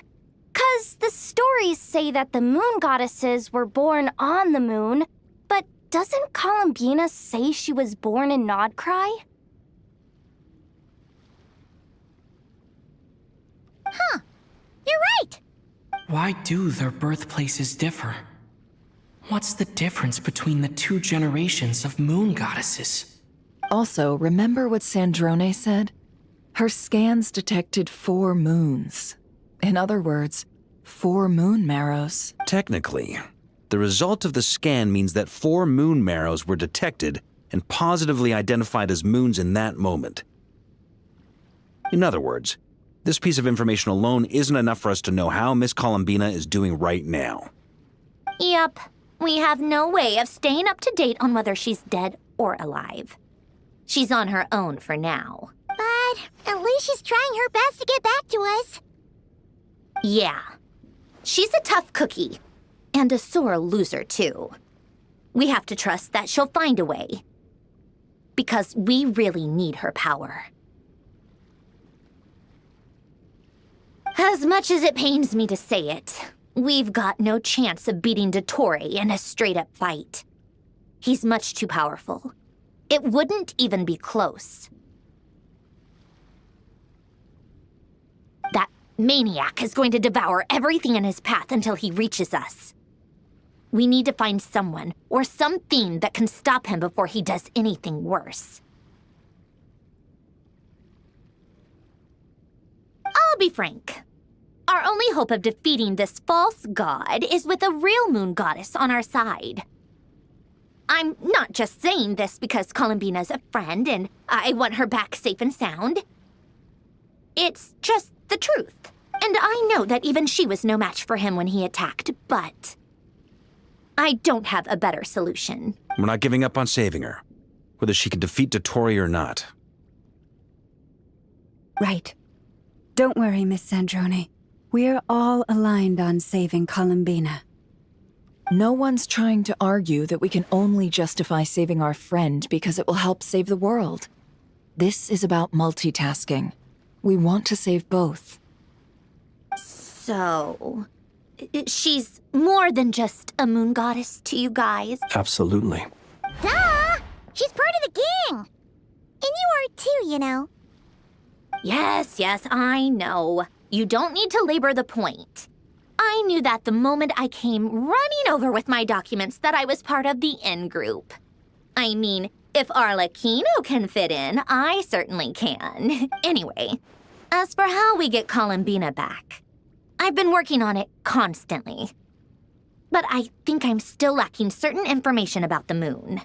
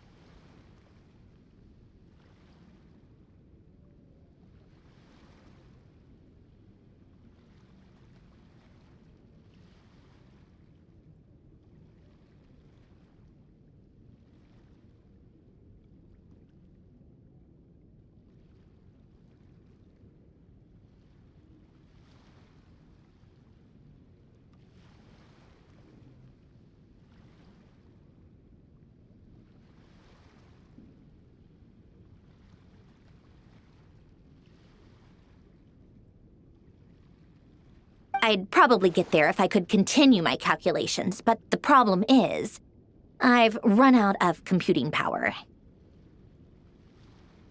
Computing power? You mean you need more energy? No, the issue isn't energy, it's processing power. There's so much data to get through that the whole process has just ground to a halt. That's a tricky problem. René de Petrichor of the Nazissenkreuz Ordo once foretold the fate of the world. But I don't know how he did it. My guess is that he used the primordial sea's power. However, that won't work for me. His methodology was vastly different from my own. What's worse, they're incompatible. And, to top it all off, we can't even leave Nodcry. Ugh, this is so annoying. If I'd known we'd run into a bottleneck like this... Well, no, the design bureau's a bust as well. Curse that Dottore! Couldn't have made this harder for me if he tried. Oh, what do we do then? How about we grab a bite to eat and take a break? Maybe something will come to mind after you've cleared your head. You don't get it, do you? I'm trying to calculate the fate of an entire world here. And I need accurate results, not big prophecies. Where the heck am I gonna find the computing power for that? Ahem. Anyway, time to shelve the discussion on technical difficulties. Being a killjoy isn't very ladylike, after all. Either way, we've done what we can. Rest well, everyone. Remember to let us know if anything new comes up. Hat guy? Is he hinting that we should talk outside? Let's go somewhere a little more private.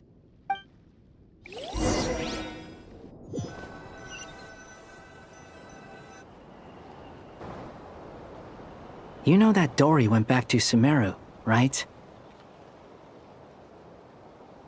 Yeah, she mentioned she was planning to head back. Things aren't looking good for Nodcry. She's gone to spread the word so that Sumeru has a chance to prepare for the worst. From what I know of Dottore, there are two possible reasons why he hasn't made a move yet. One is that he's still working through some kinks in his new powers. The other is, he wants to see how we're going to react. He'll easily devour everything eventually, so I guess he's in no rush to make it happen. The first false god he made was me. Now it's his turn. Even though my records were erased from Irminsul, Dottore's ideas haven't changed one bit.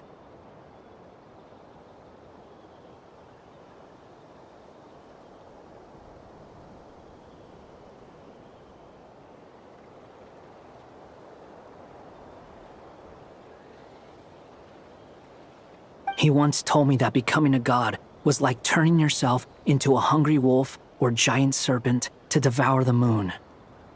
Clearly, he began studying the moon goddess's powers long before he even tried making a god. He's always wanted to get his greedy hands on divine authority one way or another. And in the end, he devoured the moon where I failed.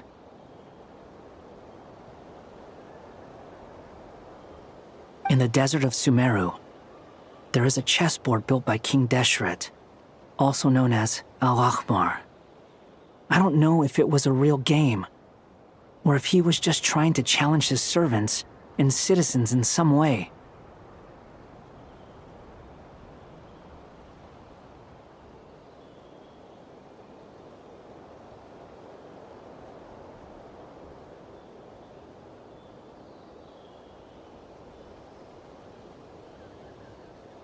But creating games and setting rules, gods do that as a matter of course. That's the kind of power Dottore craves. Now he has the Trilunar Authority. His power is leagues beyond the common people. I don't think there's any point in other nations rushing to the front line. They're better off focusing on defense and hoping they can fend off any threats that spill out from Nodcry. Either way, Dory will inform Lesser Lord Kusanali, and she will contact the other gods in turn. the Seven will have some recourse available. If nothing else, their protection should keep the rest of the world from descending into chaos as quickly as Nodcry has. So on the bright side, even if Nodcry is doomed, your friends in other nations won't be in any immediate peril. That's good to know. But I'm not ready to give up on Nodcry yet. There's a word for people who refuse to let anything go. It's called being greedy.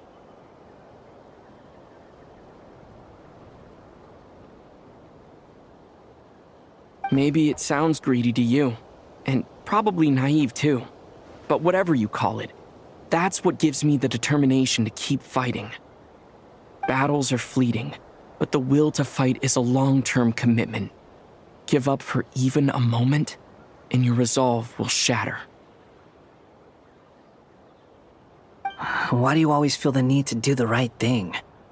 No one is born to be a savior. I mean, who's gonna criticize you if you fail, or give up? Don't take this the wrong way, but Dottore said something similar to me. I guess the Fatui attracts people who don't believe in saviors.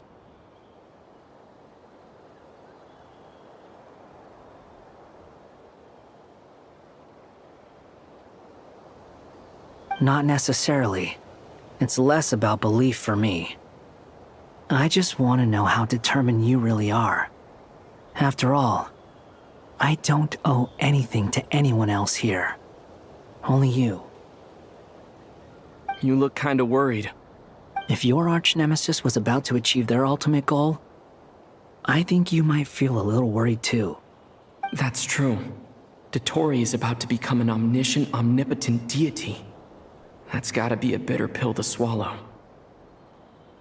Still, you're calmer than I expected. Obviously. I have to admit that my past self was a reckless fool who misunderstood not only the point of revenge, but how to achieve it.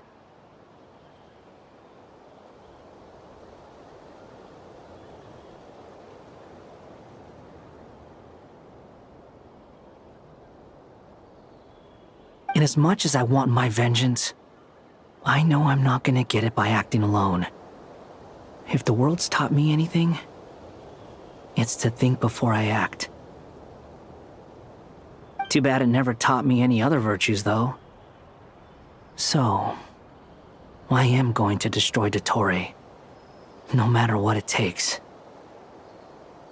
So, what's your plan? I'll get to that. First, tell me, what do you think of Sandrone? Just like Paimon said, she's a friend, part of the gang. How much do you trust her? This is a serious question. Think carefully before you answer. Although she's with the Fatui, she has her own values, and she's helped us a lot. If nothing else, she's clearly going the extra mile for Columbina. I see no reason not to trust her. If you say so. In that case, the three of us need to talk. I have some thoughts about her computing problem. It can be solved, but it will come with a cost. How much? If I can afford it, I'll cover it. Sometimes your heroism really backs me into a corner. You know that? Come on, let's go talk to her.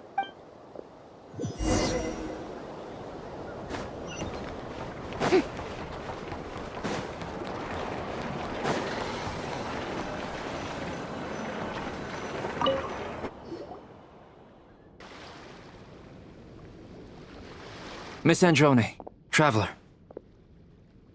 Hey there. Paimon's here too! She was just helping them sort through their things. How did your chat go? That was fast. The call only just ended. Well, you said it was urgent, so we got here as quickly as we could. Albedo, I have some alchemy questions for you. I see. Looks like my knowledge proved useful after all.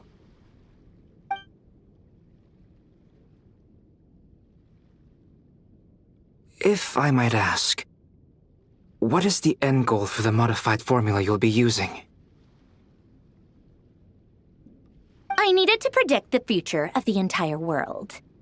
But I've run into some teething issues since trying to implement Renee's theory of the 4 Orthants. I see. I'll have a look at it. Still, computing power is the real issue here. How do you plan to solve it? About that, it's been sorted.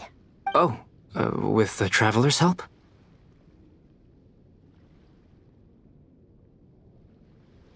Actually, you're not wrong. He found the person with the solution. Was it Hat Guy? Yeah, it was him. Wow! Go Hat Guy! Seems like all that time studying at the academia is paying off big time. But where is he? Wasn't he the one who asked Albedo and I to come here? Come with me.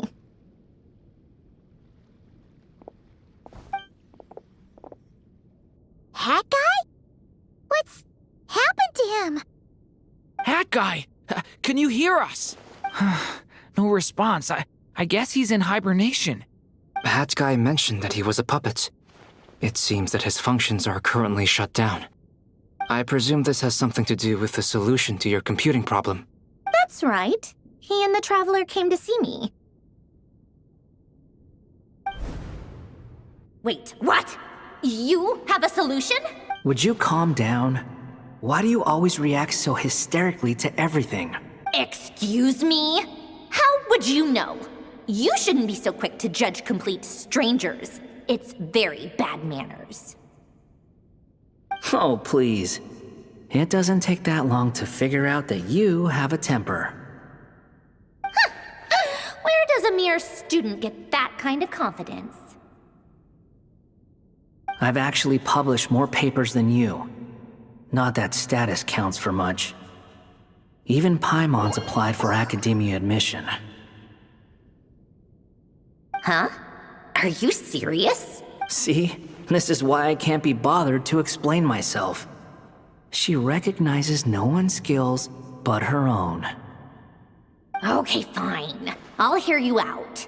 So, tell me, how do you propose to solve my computing power problem? This world itself is constantly processing all kinds of information. If it's the world's future you're trying to calculate, you need a processing device that's designed to cope with that volume. Easier said than done. Only Irminsul can handle that kind of... Wait, is that what you're suggesting? But surely we can't just plug my formula directly into the ley lines. You should be able to tell that I'm not human, right? Yeah, I noticed. The technology, though, seems pretty ancient. Very different from Fontaine's. It's a completely different system.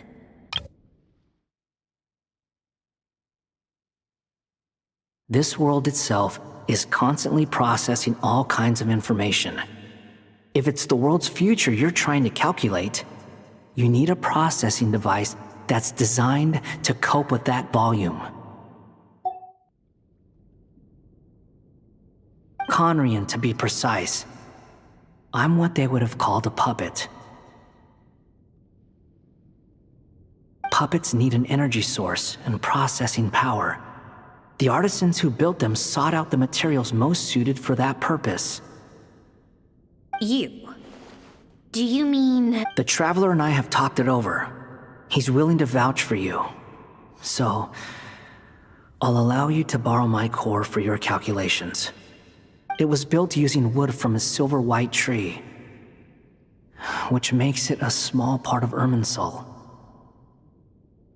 Conrian technology and Irminsul wood. Who in the world could have built you? Are you sure about this? A puppet without its core will cease functioning completely.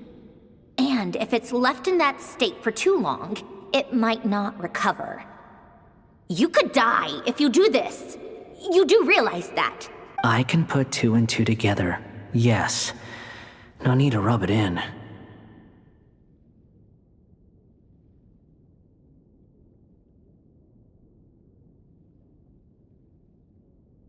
I won't lie to you. This has never been done before. I cannot guarantee your safety. Doesn't matter. I'm prepared for the worst. Did you two actually talk this through? Is he... Are we really considering this? Yes, we discussed it. The bottom line is, he trusts me, and I trust you. Let's give it a shot, shall we? Honestly, I have no clue where this kid even came from. But for whatever reason, he lent me his core to use in my formula.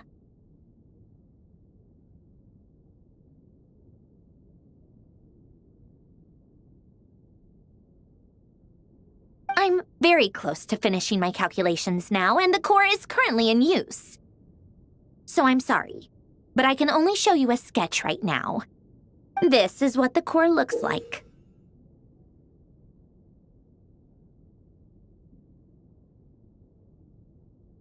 A silver white branch. It certainly matches the legends told about Irminsul. Is Hat Guy gonna be okay? He's not gonna die, right? In theory, he should be fine. As long as we put his core back in time. Beyond that, all I can say is that I'll try my best to avoid risks and make sure the core doesn't sustain any damage. I think I know why you called us here now. Someone needs to watch over his body and make sure it's protected until the process completes. Correct. He said that the only ones he trusts here are you two, and the Traveler. And the Traveler will have other work to do.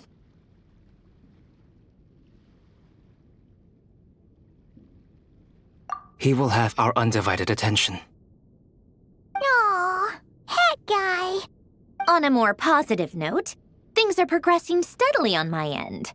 I'll call everyone in for a meeting once the results are out.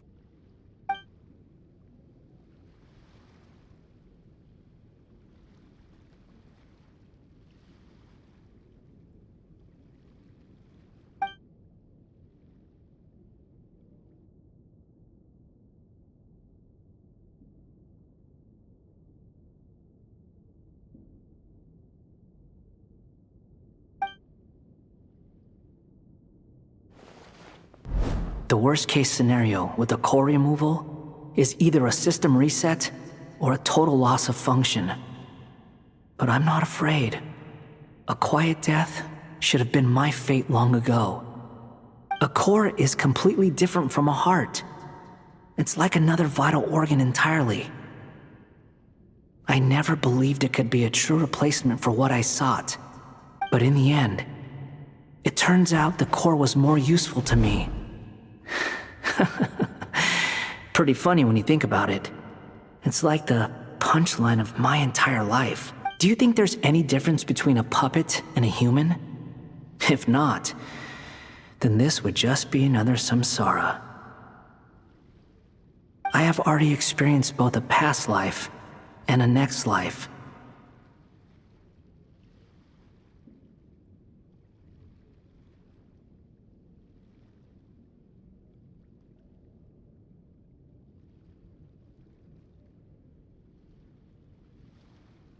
Part of me wonders whether I'm only capable of making this decision because I've become a real human. What's with that expression? Isn't this a good thing? Sandrone will succeed, won't she? She has to. She will. We all have to persevere until this is over. That's right. And I'll protect you all until the moment of victory arrives.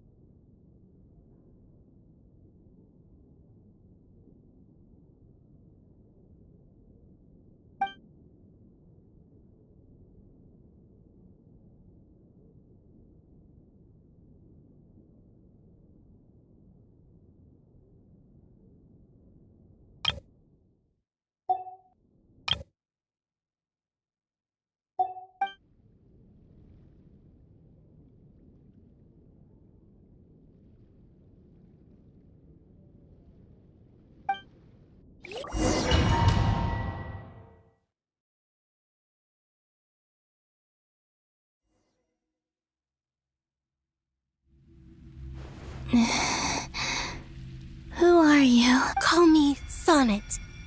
You have the same power as Canon. Sonnet. So, you're the goddess of the iridescent moon? Oh, goodness. You recognize me? Well then, what's your name? Columbina. Columbina Hyposelenia. Hyposelenia? What a lovely name. Did you choose it yourself? It was a joint effort between me and my friends. Friends? You mean your friends in the heavens? Huh?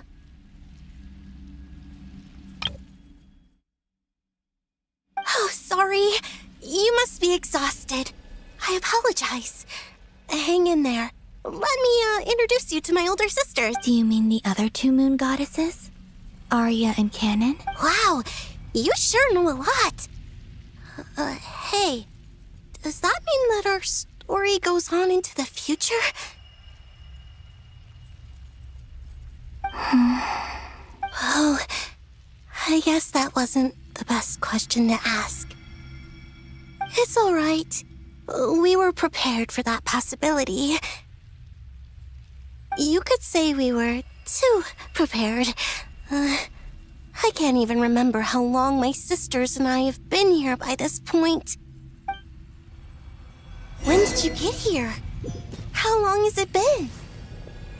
I can't say for sure, but it feels like it's been forever. I see. Are you feeling all right? You look a little unwell. I can hold out a while longer.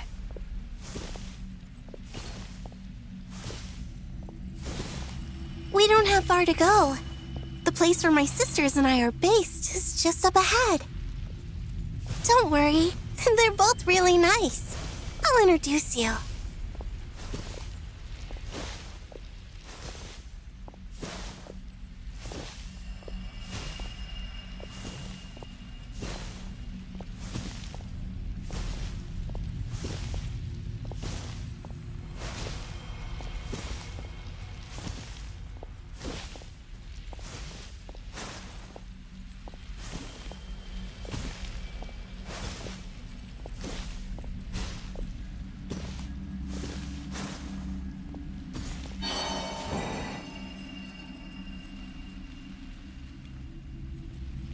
Sisters! I'm back!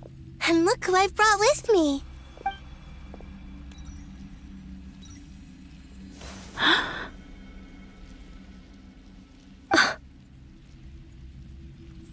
It's our lovely little sister, born in the far future. The pleasure is all mine.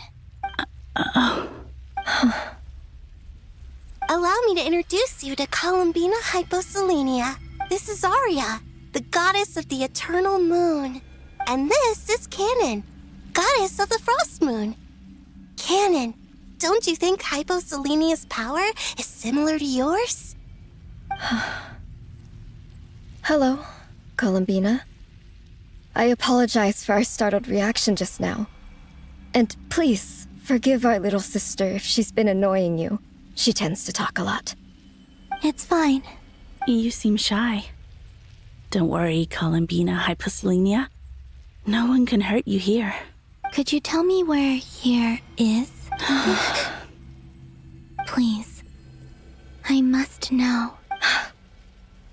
My dear sister, this is where Tevat's original ruler, the Dragon King Nibelung, imprisoned the moon goddesses. What?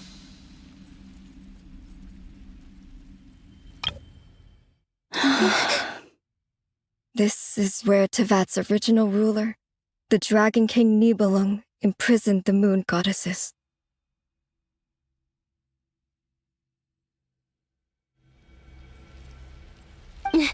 You're scaring her, Canon. No, I'm fine. Please, continue. Nibelung, our original master, created us in the distant past to maintain Tevat. But he left this world and traveled into the dark universe beyond, to explore worlds vaster still. day and night, we fulfilled our duty in the heavens, until the day that the first descender arrived. The great ruler of the firmament. The heavenly principles. Is that what later generations call them? I see. But we did not reject them at first, nor did they seem to harbor ill intent towards this world. We coexisted in peace. They were like a guest in our home. Slowly, however, we came to realize that our guest had a growing desire to change and dominate the world. And you didn't? No. There was an order to the rules. Us. We wanted to know if this order would bode good or ill for Tivat. All right. Canon and I wanted to know. Sonnet was against it from the outset. Later, we discovered that this great ruler of the firmament bore an almost paranoid hostility toward the desire of certain life forms to seek power. Or perhaps they feared them. They would even cast down celestial nails as manifestations of their power, to punish the civilizations of the world below. Only this was far beyond mere punishment.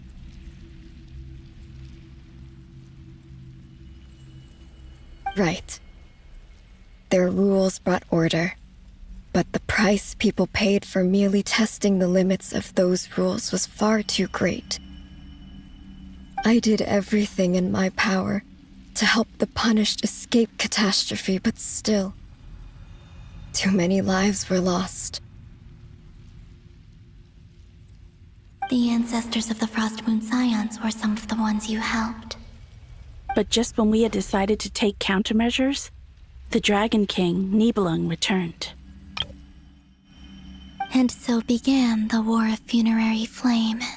So, that's the name the world gave that war in the future. Well, who won in the end? As far as I know, the Heavenly Principles won, although it came at a great cost. They remained in Tivat, where they continue to rule to this day. And the world's original master, the Dragon King Nibelung, was destroyed.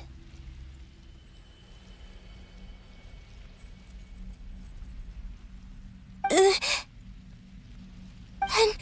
what of the moons? Are there still 3 moons in Tivat's skies? You can tell us the truth, Columbina. We know we are but remnants of a bygone age. We are prepared for the answer. Only the Frost Moon remains. But it has been cast beyond the false firmament by the Heavenly Principles. The eternal and iridescent moons were both shattered during the war. So death finally came for us in the end. Sonnet. But you're still here, aren't you? A moon goddess cannot live without her moon, Columbina. She's right. That's why I began to disappear. Because the Frost Moon is cut off by the false sky. How much worse it would have been if it were outright destroyed.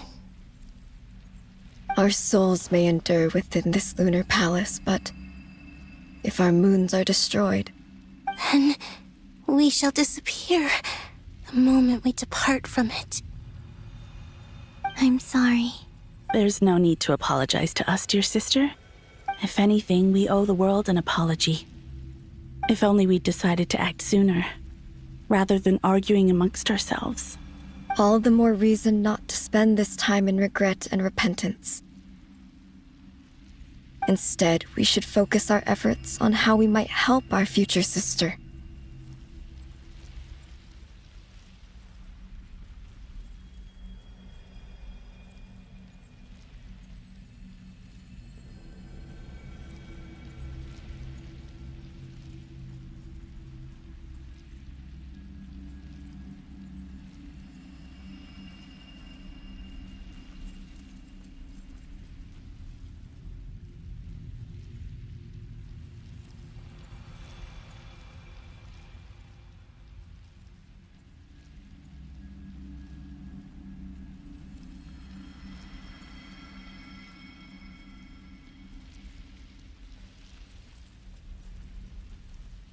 Sorry? Don't you see, Columbina, your story is not yet over. Is that not why you are here?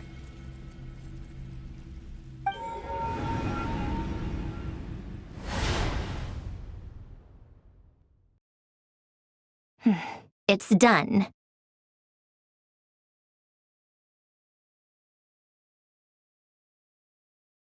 Initiate numerological array. Continue running primary process. Calculate the world's fate through extrapolation, and identify nodes of potential change. Secondary process, scan for moons. Still 4. The number of moon marrows hasn't changed. Wait, let me think. Is it possible that there's something I've been misunderstanding about the moons all along? Variables. Variables in the world. I know where potential variables within the world come from. So what about the moons? Are there any variables there? Like their life or death, for instance. What if being alive or dead makes no difference to a moon?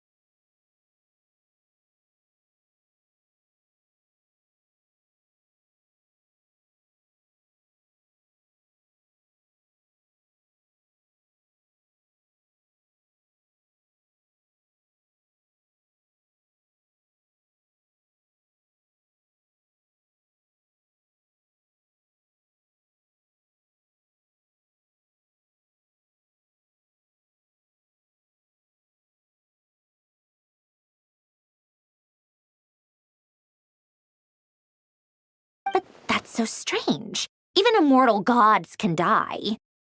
Why would the moons alone be?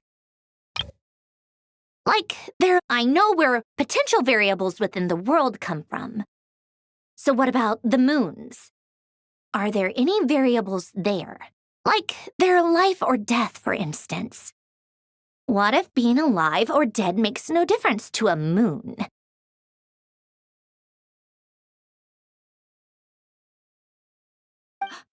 Wait! Wait! I've got it! I've got it! If alive or dead is considered a variable, we might have had this wrong the whole time. No one ever said that a moon marrow equals a living moon. We just made that assumption ourselves.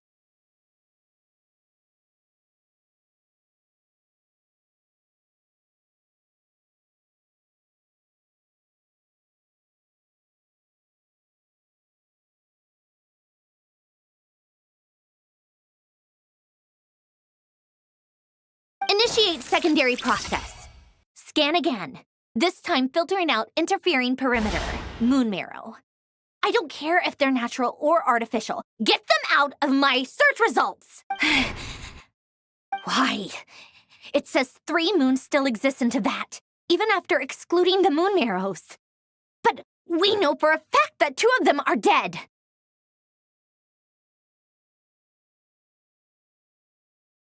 Redo the scan. Narrow the results to living moons and real moons. No, scrap that. Narrow it down to moons that have lunar authority and remain alive. Why? Why is it still 3? What is this, Columbina? Has the world lied to us? Or are you the one pulling the wool over our eyes?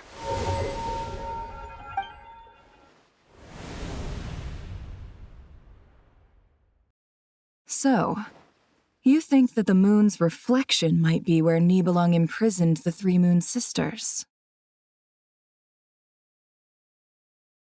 Yes, it would explain a lot, such as why that space would respond to a moon goddess's power, opening the moon gate at her command. It would also explain why Miss Columbina has been unable to leave, and why time flows in reverse there.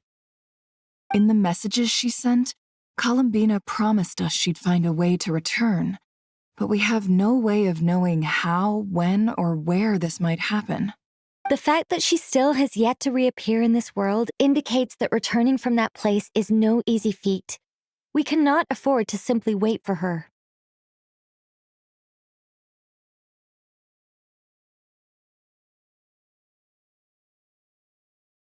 So you're saying, if she could return by her own power alone, she would have done so long ago. Yes, she certainly wouldn't leave it to this late stage when it's so touch and go. I've been giving this some thought, and I've come to believe that Luana's harm might be an anchor that she left behind, as a sort of future waypoint.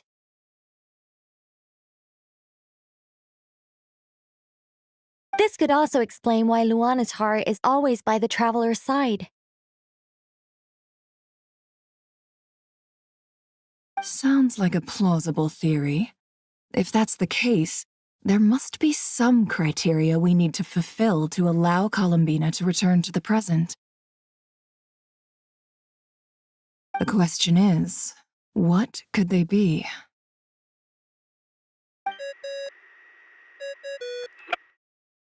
Hello? Listen up! This is extremely important!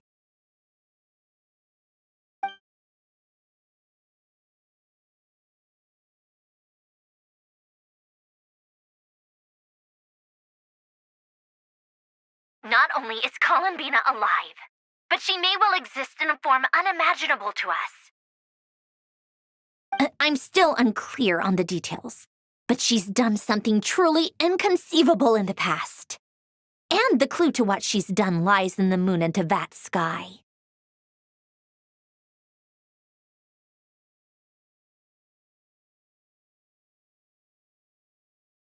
Truly amazing. Oh, I'm so delighted for her. I'm sure we all feel the same. And I'm sure Columbina is ready to get back here and fight by our side. I'll keep my calculations going and try to find some way of coordinating with her. But that's not an excuse for everyone else to slack off, okay? All of you had better keep trying to think of solutions. How can the dead moon still live? And Luanatar,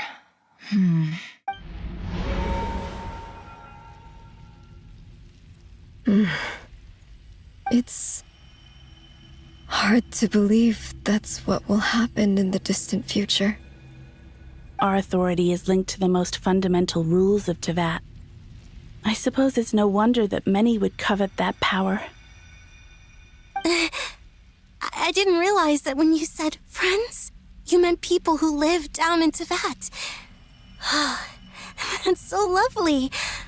I always wanted to go down there and have some fun.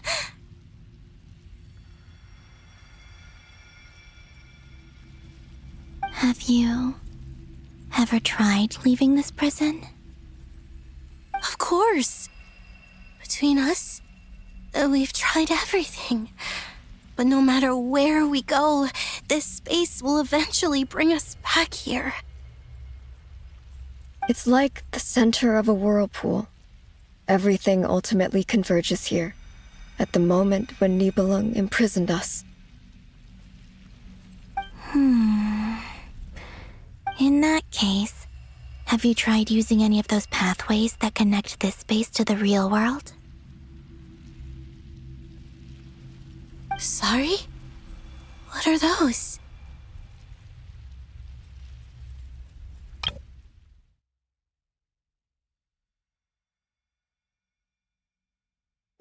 They're passages through which you can make small-scale changes to reality by using Kuvaki.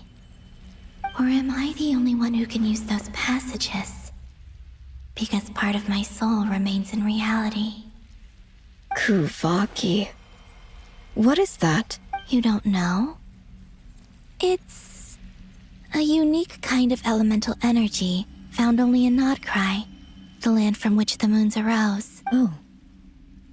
Well, it's true that the moons first rose up from the part that you say is called Nodcry.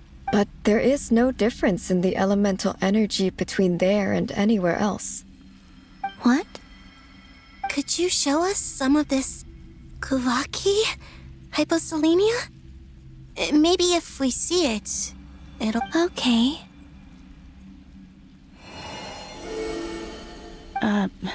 Isn't that just your power? What? But it's everywhere in Nodcry. In the air, in the land.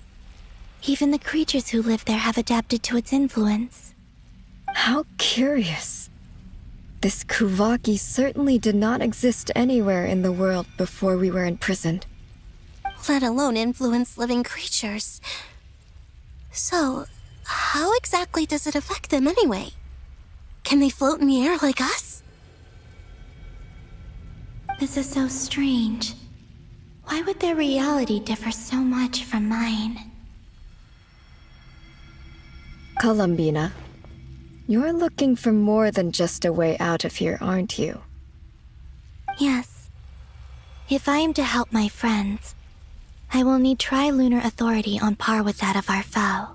You mean... you'll need our power? This sounds extremely risky.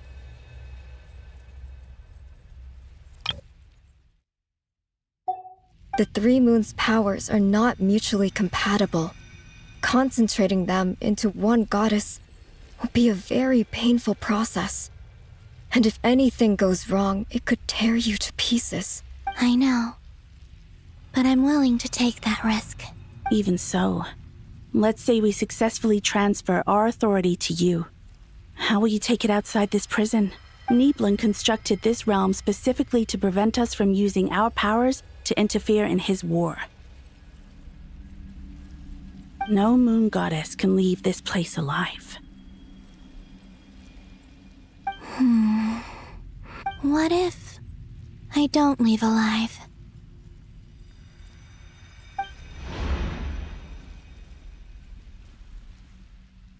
Where do we even start?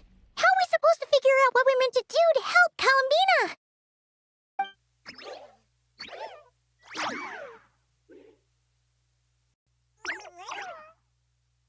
Columbina? What do you need from us? If she really got to the beginning of time in there, how do you think she'd leave us a message? You don't think she'd write it down on a stone tablet somewhere in the hopes that we'd find it, do you? Seems unlikely. Columbina may not talk a lot, but she thinks deeply about issues like this. Let's review what we know. This is the Columbina who fought alongside us against the Rahir of Solnari, and with whom we celebrated Moon Prayer Night. She knows our personalities, our ways of doing things, even our unique strengths and abilities. So, if she wanted to tell us something from a long, long time ago, what would she do? Oh.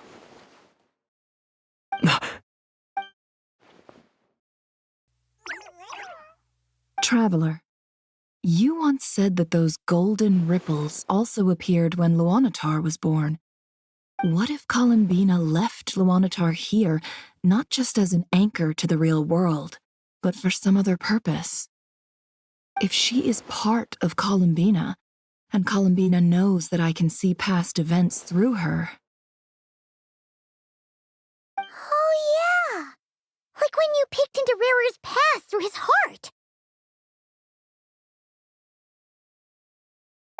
Nefer, wait! If you're right about this, and you can really see past events through Luonnatar, your eyes, they'll...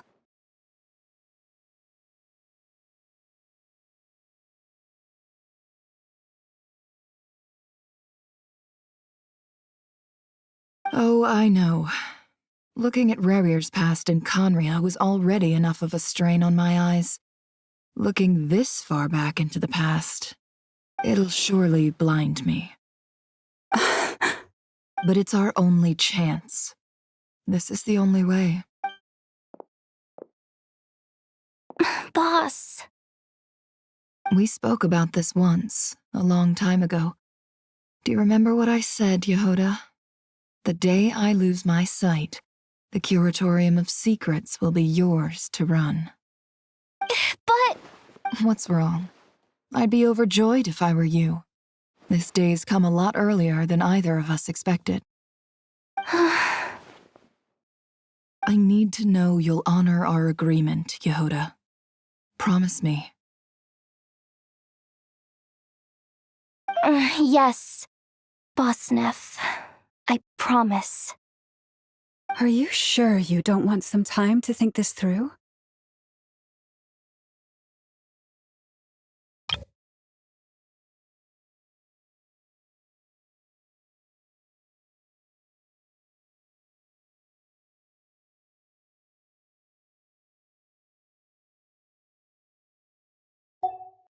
What is there to think through? I should have gone blind after our battle with Rerir. Frankly, it's almost criminal that I got away with it for this long. Then at least let me take some precautions on your behalf. And if you really do lose your sight, I'll visit your office every day and make sure you're well looked after. Oh, please, anything but that. I was actually ready to go through with this. Are you trying to scare me into backing out? As if I could ever scare you. I'll assume you're just joking to calm your nerves.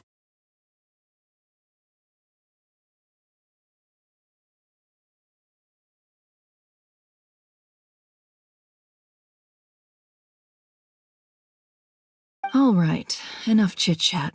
Let's do this.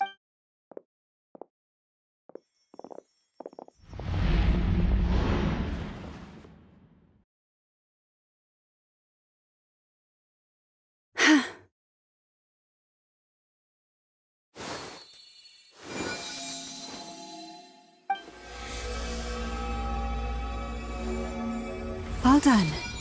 Good. Now give me some space. Come on then, little one. Show me what happened in the past.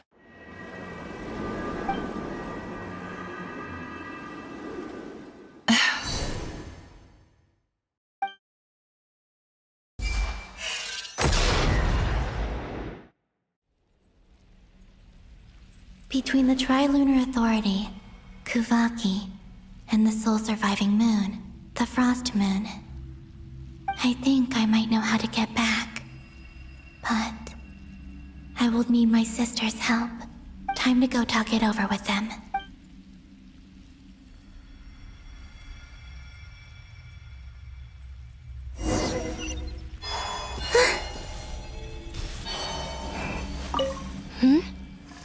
Have you decided what to do?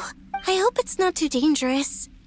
You really scared me when you said that thing about not leaving here alive. Come on, let's go find the other two.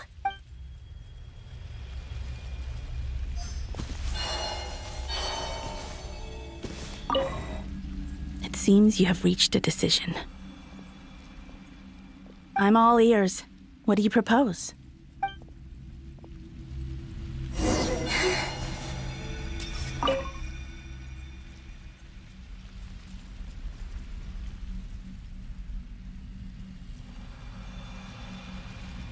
Have you figured it out, Columbina?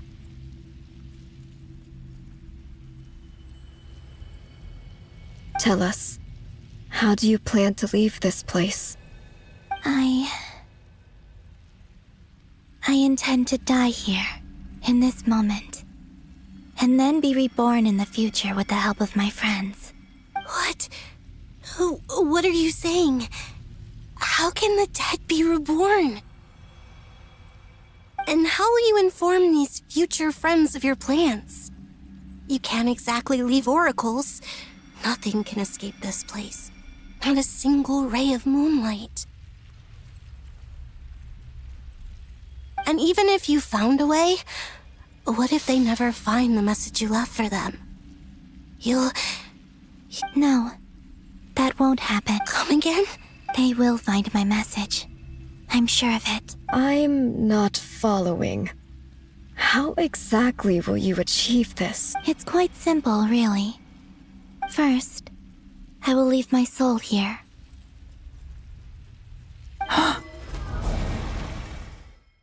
I see it.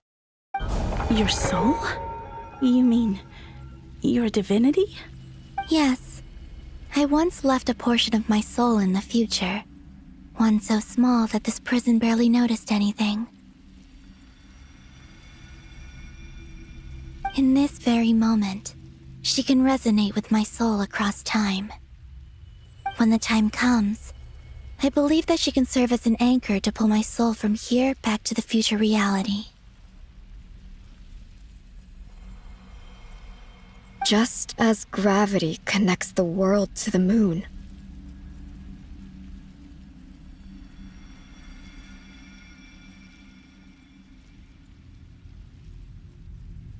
Exactly. In the future, where I came from, the moon has been cast beyond the false sky, but I can still feel that it is there. In a similar way, I can feel a connection to the soul fragment I left behind even now. My friends can use it to detect my presence. But how do you just leave your soul here? Is that even possible? On my way here, I met an ordinary mortal who entered this place long before I did. Her body is long gone, but her soul remains. And before that, I encountered an old enemy whose entire soul survives here intact, while the power that once corrupted his body has faded away. So, perhaps this space is specifically designed to imprison divinity and authority, but not the physical body. Still, even if your body can escape, would it not just be a lifeless husk without the soul inside? Wait, is that what you meant when you said you wouldn't leave alive? Yes. I shall turn my body into moonlight and pour it over Nodcry. That power shall protect the land and quietly blend into it, awaiting my soul's return in the future. However, I cannot do this on my strength alone. I would need your help to do this. So I'm humbly asking for your assistance. Oh, dear sister, you need not be so formal.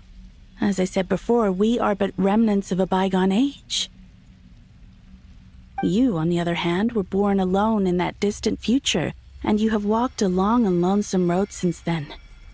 How could I bear to let your story end here in this dungeon? Don't forget, we are your sisters, your family. Arya's right. Actually, I've always wanted a little sister. Can you imagine how it's been for me? Getting nagged by two older sisters all the time?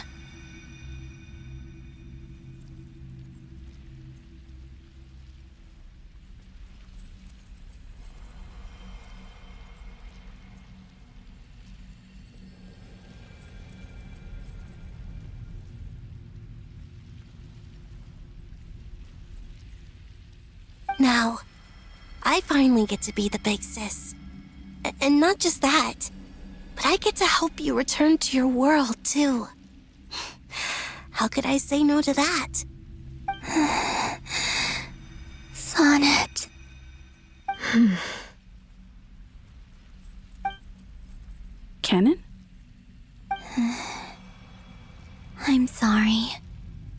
I know this is a bold request. The Frost Moon is rightfully yours, and it remains intact. Oh, no, please, don't misunderstand me, Columbina. I was just thinking back on the years that the three of us once spent together. You cannot imagine how happy I am to hear of the future world you describe. The Frost Moon Scions, your lovely, kindly friends. For the three of us, whose purpose in life was to maintain the peace in Teyvat. It is a great relief to know that the people of this world live in such an abundant future. If your plan can save them, and save not cry, I will gladly give you all that I can.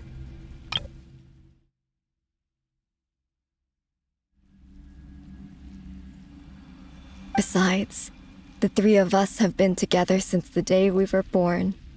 I could never abandon them to live on alone without them. Canon. Still, I do have one question I would like to ask you before we proceed. Certainly. What is it? Why do you cover your eyes?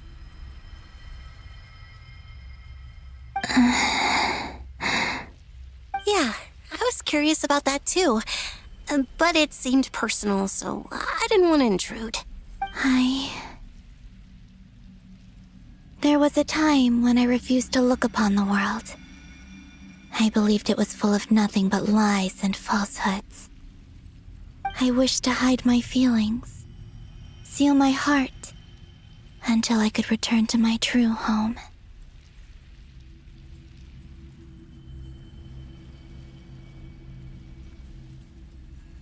I see. Perhaps that decision saved you from ever having to see the false sky again. But at the same time, you likely missed out on many true and precious things, like the smiles on your friends' faces. Promise me this, Columbina. When you return to the future, open your eyes, take a look at the world around you, and see your friends. I'm sure that you know this already, given that you long to return. But that is your true home. Give me your hand, Columbina. Arya, Sonnet, you too. Okay. All right.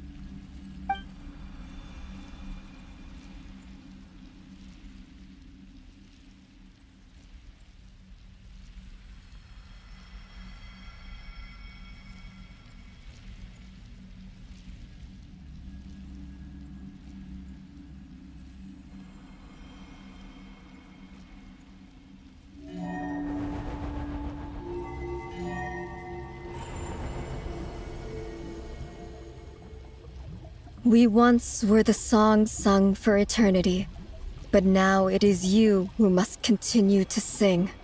We once were the tides in the great river of time, but now we subside, and you arise. We were the messengers of madness and inspiration. But now, the lies have faded, and your truth must endure. We are souls awaiting the sun. You must return to be with those who smile when they see your face.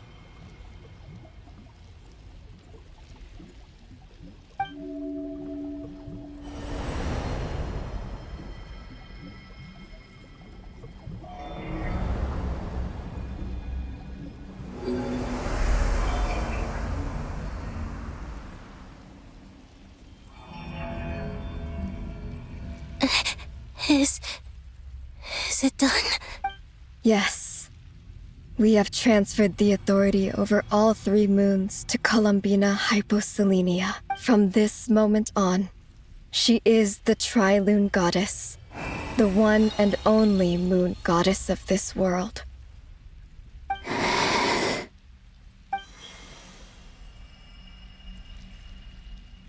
Thank you. Thank you, my sisters. Now go, And do what you believe is right, Columbina Hyposelenia.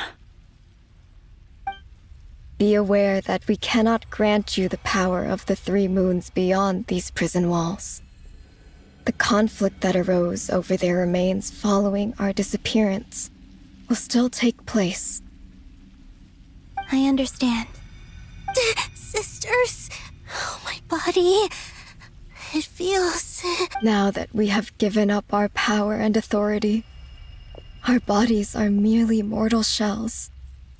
This prison is dissolving them as we speak. It's okay, Sonnet. The end must come for every god, just as it does for every human. That's all this is. The final destination of our lives. Canon and I will be by your side the whole way.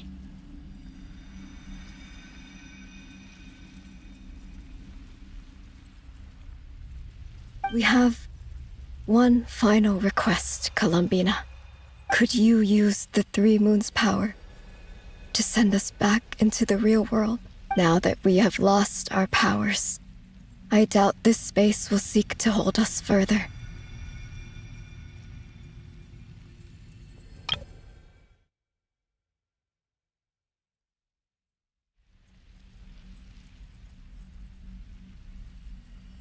It's just... we would like to spend our final moments together in the only place we ever called home. Of course. Gladly.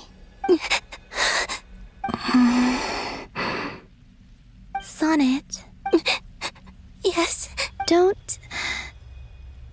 I wish I could tell her not to give in to the abyss. Not to be afraid. But is this really what I should say at this moment?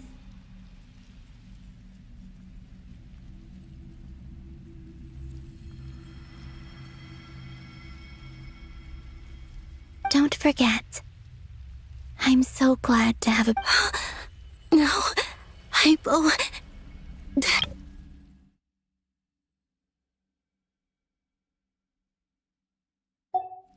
I'm okay. I'm not afraid. As long as my sisters are with me, I won't be afraid. It looks like... this is goodbye, sisters. Goodbye, Columbina. Take care of this world in our stead. I will. And now, it's time for me to bid farewell to my body, too. May it become the moonlight that keeps Nodcry company through the long years ahead. So this is why Nodcry was not always home to Kuvaki. It only appeared after I poured my body out upon this land, and only this land. Kuvaki responds to me because it is me, my body, answering the call of my soul.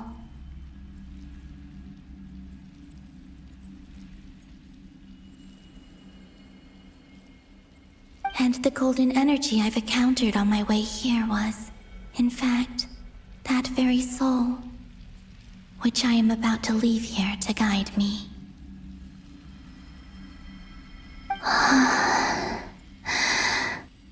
O power Trilune, eternal moonlight, I, Columbina Hyposelenia, lay aside my body. Let it be cast into the dark night to illuminate the future. May it be a companion to all who dwell beneath the moon.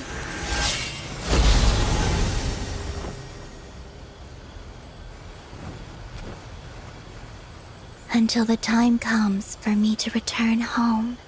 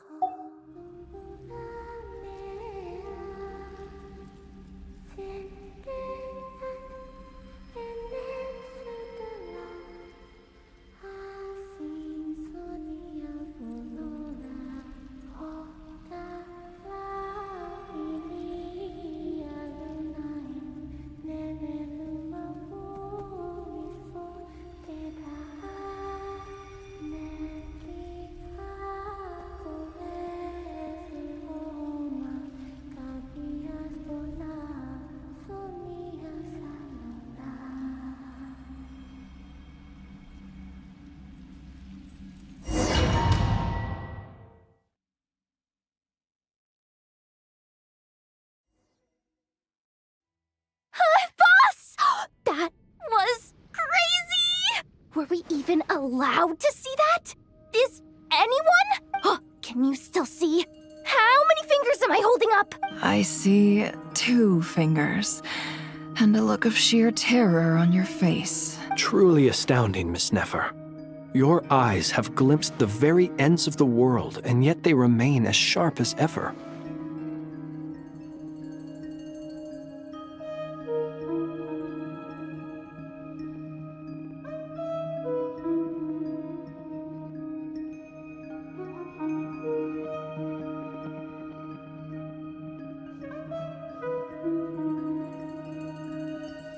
Or is the credit for this miracle due to Miss Lauma?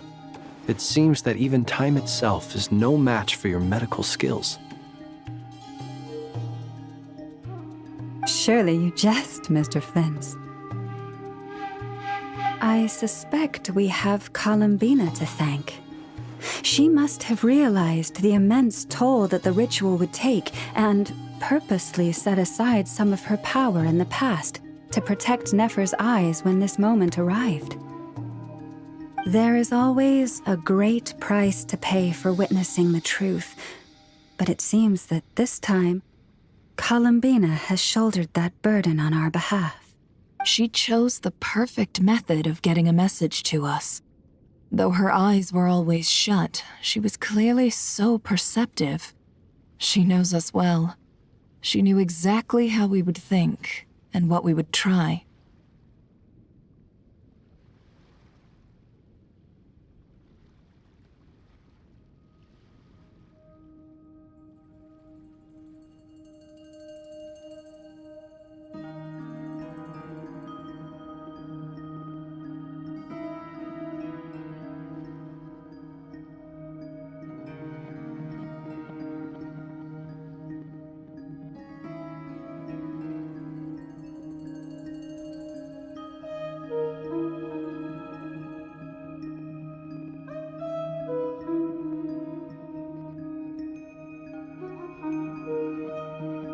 Despite being separated by time and space, we're seeing the same possibilities and seizing the same opportunities.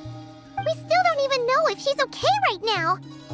But as long as there's a chance we can do something, we'll fight to make it happen. I'll get you back somehow, Columbina.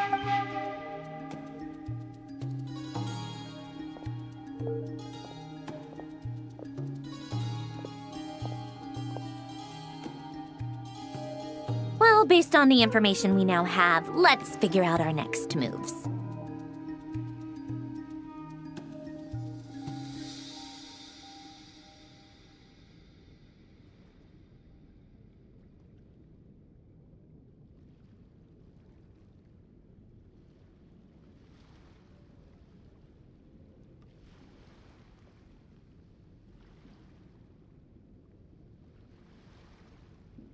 Thanks to these gentlemen, we have a much clearer picture of the situation with Dottore. The civilian population has been moved to safety, so we no longer need to hold back. Miss Androne, how are the calculations going? So far, so good. I'll keep seeing how far I can push the system, though. Can't have Hatman being powered down for nothing. There's still a long road ahead. Where should we begin?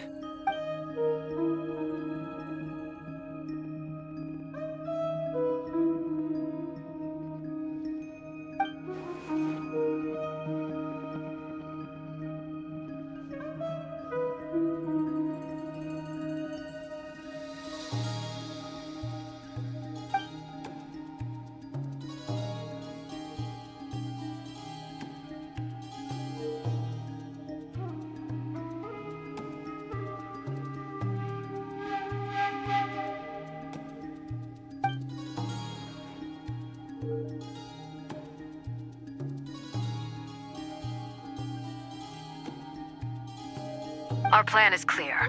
Time is short, so let's get moving. There's just never enough time, is there? Time is the bane of my existence. Ugh. All right, we'll do our part too. Yeah.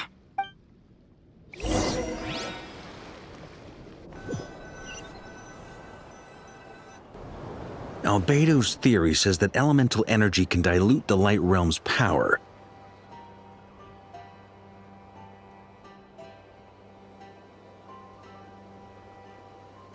But I'm no expert in building elemental defenses. Sounds like something out of the advanced elemental theory section of the library. Whew.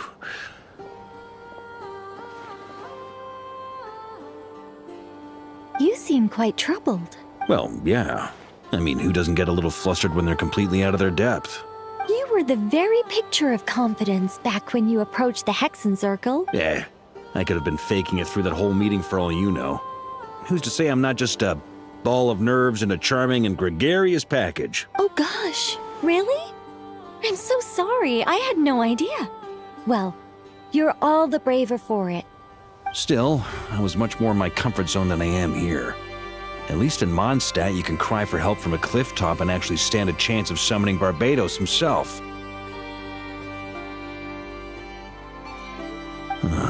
Things have never looked bleaker than they do now.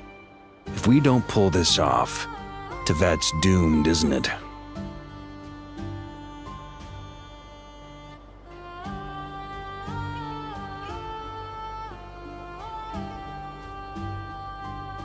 Oh, you think so?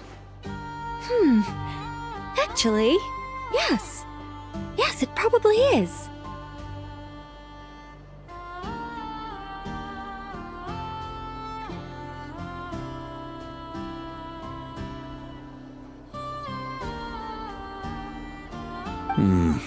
It's a shame. Don't put too much pressure on yourself. Tevat has faced annihilation many times in the past, but it also gave us you, didn't it? Hey, don't give me that. It's not like I'm anyone special. I disagree. Every human born in this world is special. We angels have always believed that.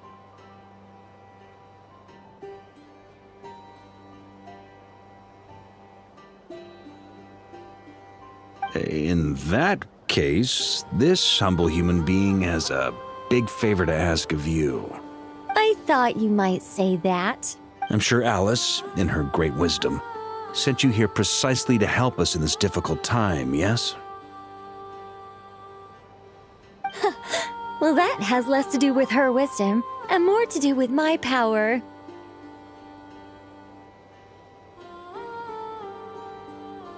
Of course, of course.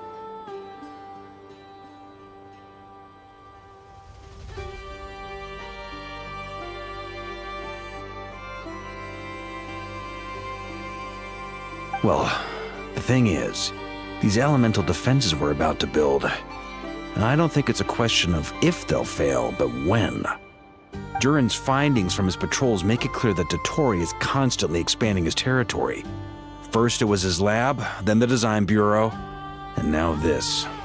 It's not realistic to completely stop him encroaching on the rest of Nagrai. Rather, our goal should be to stall him for as long as possible.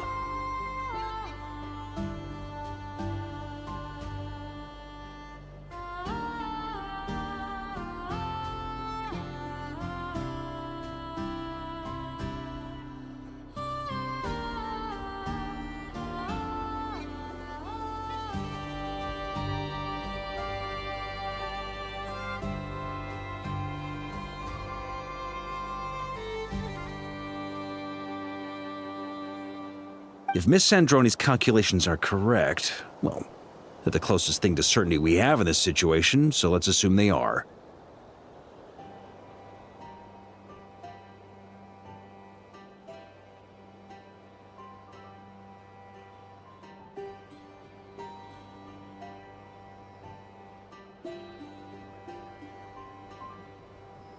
Anyway, her calculations suggest that our best hope for victory lies in Miss Columbina's return.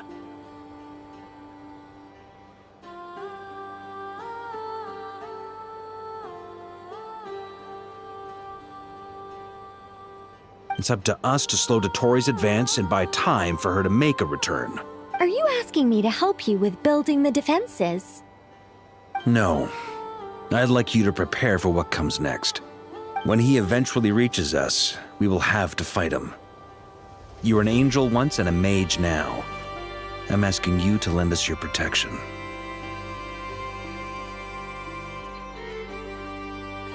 Oh. Can I take it that you're triggering the terms you fought for during our three-way talks?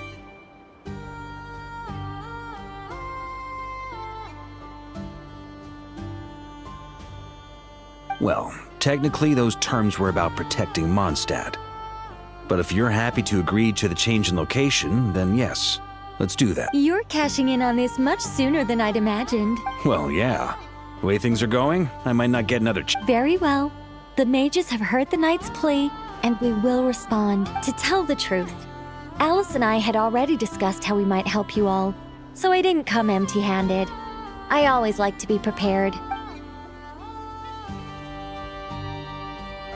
This is... wow. Yeah. This is great. It's been many long years since I had a chance to dazzle humanity with a little divine intervention.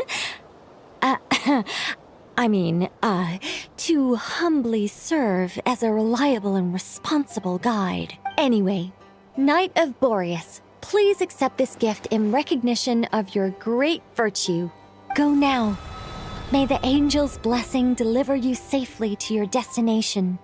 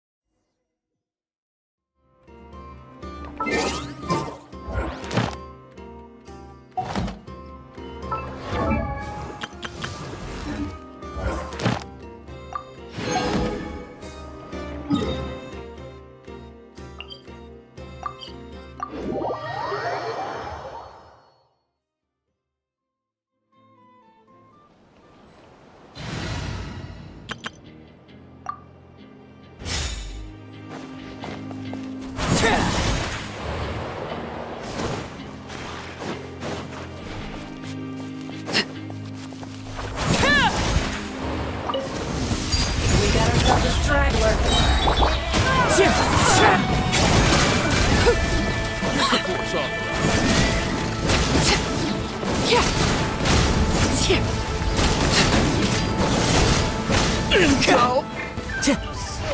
Into the wind!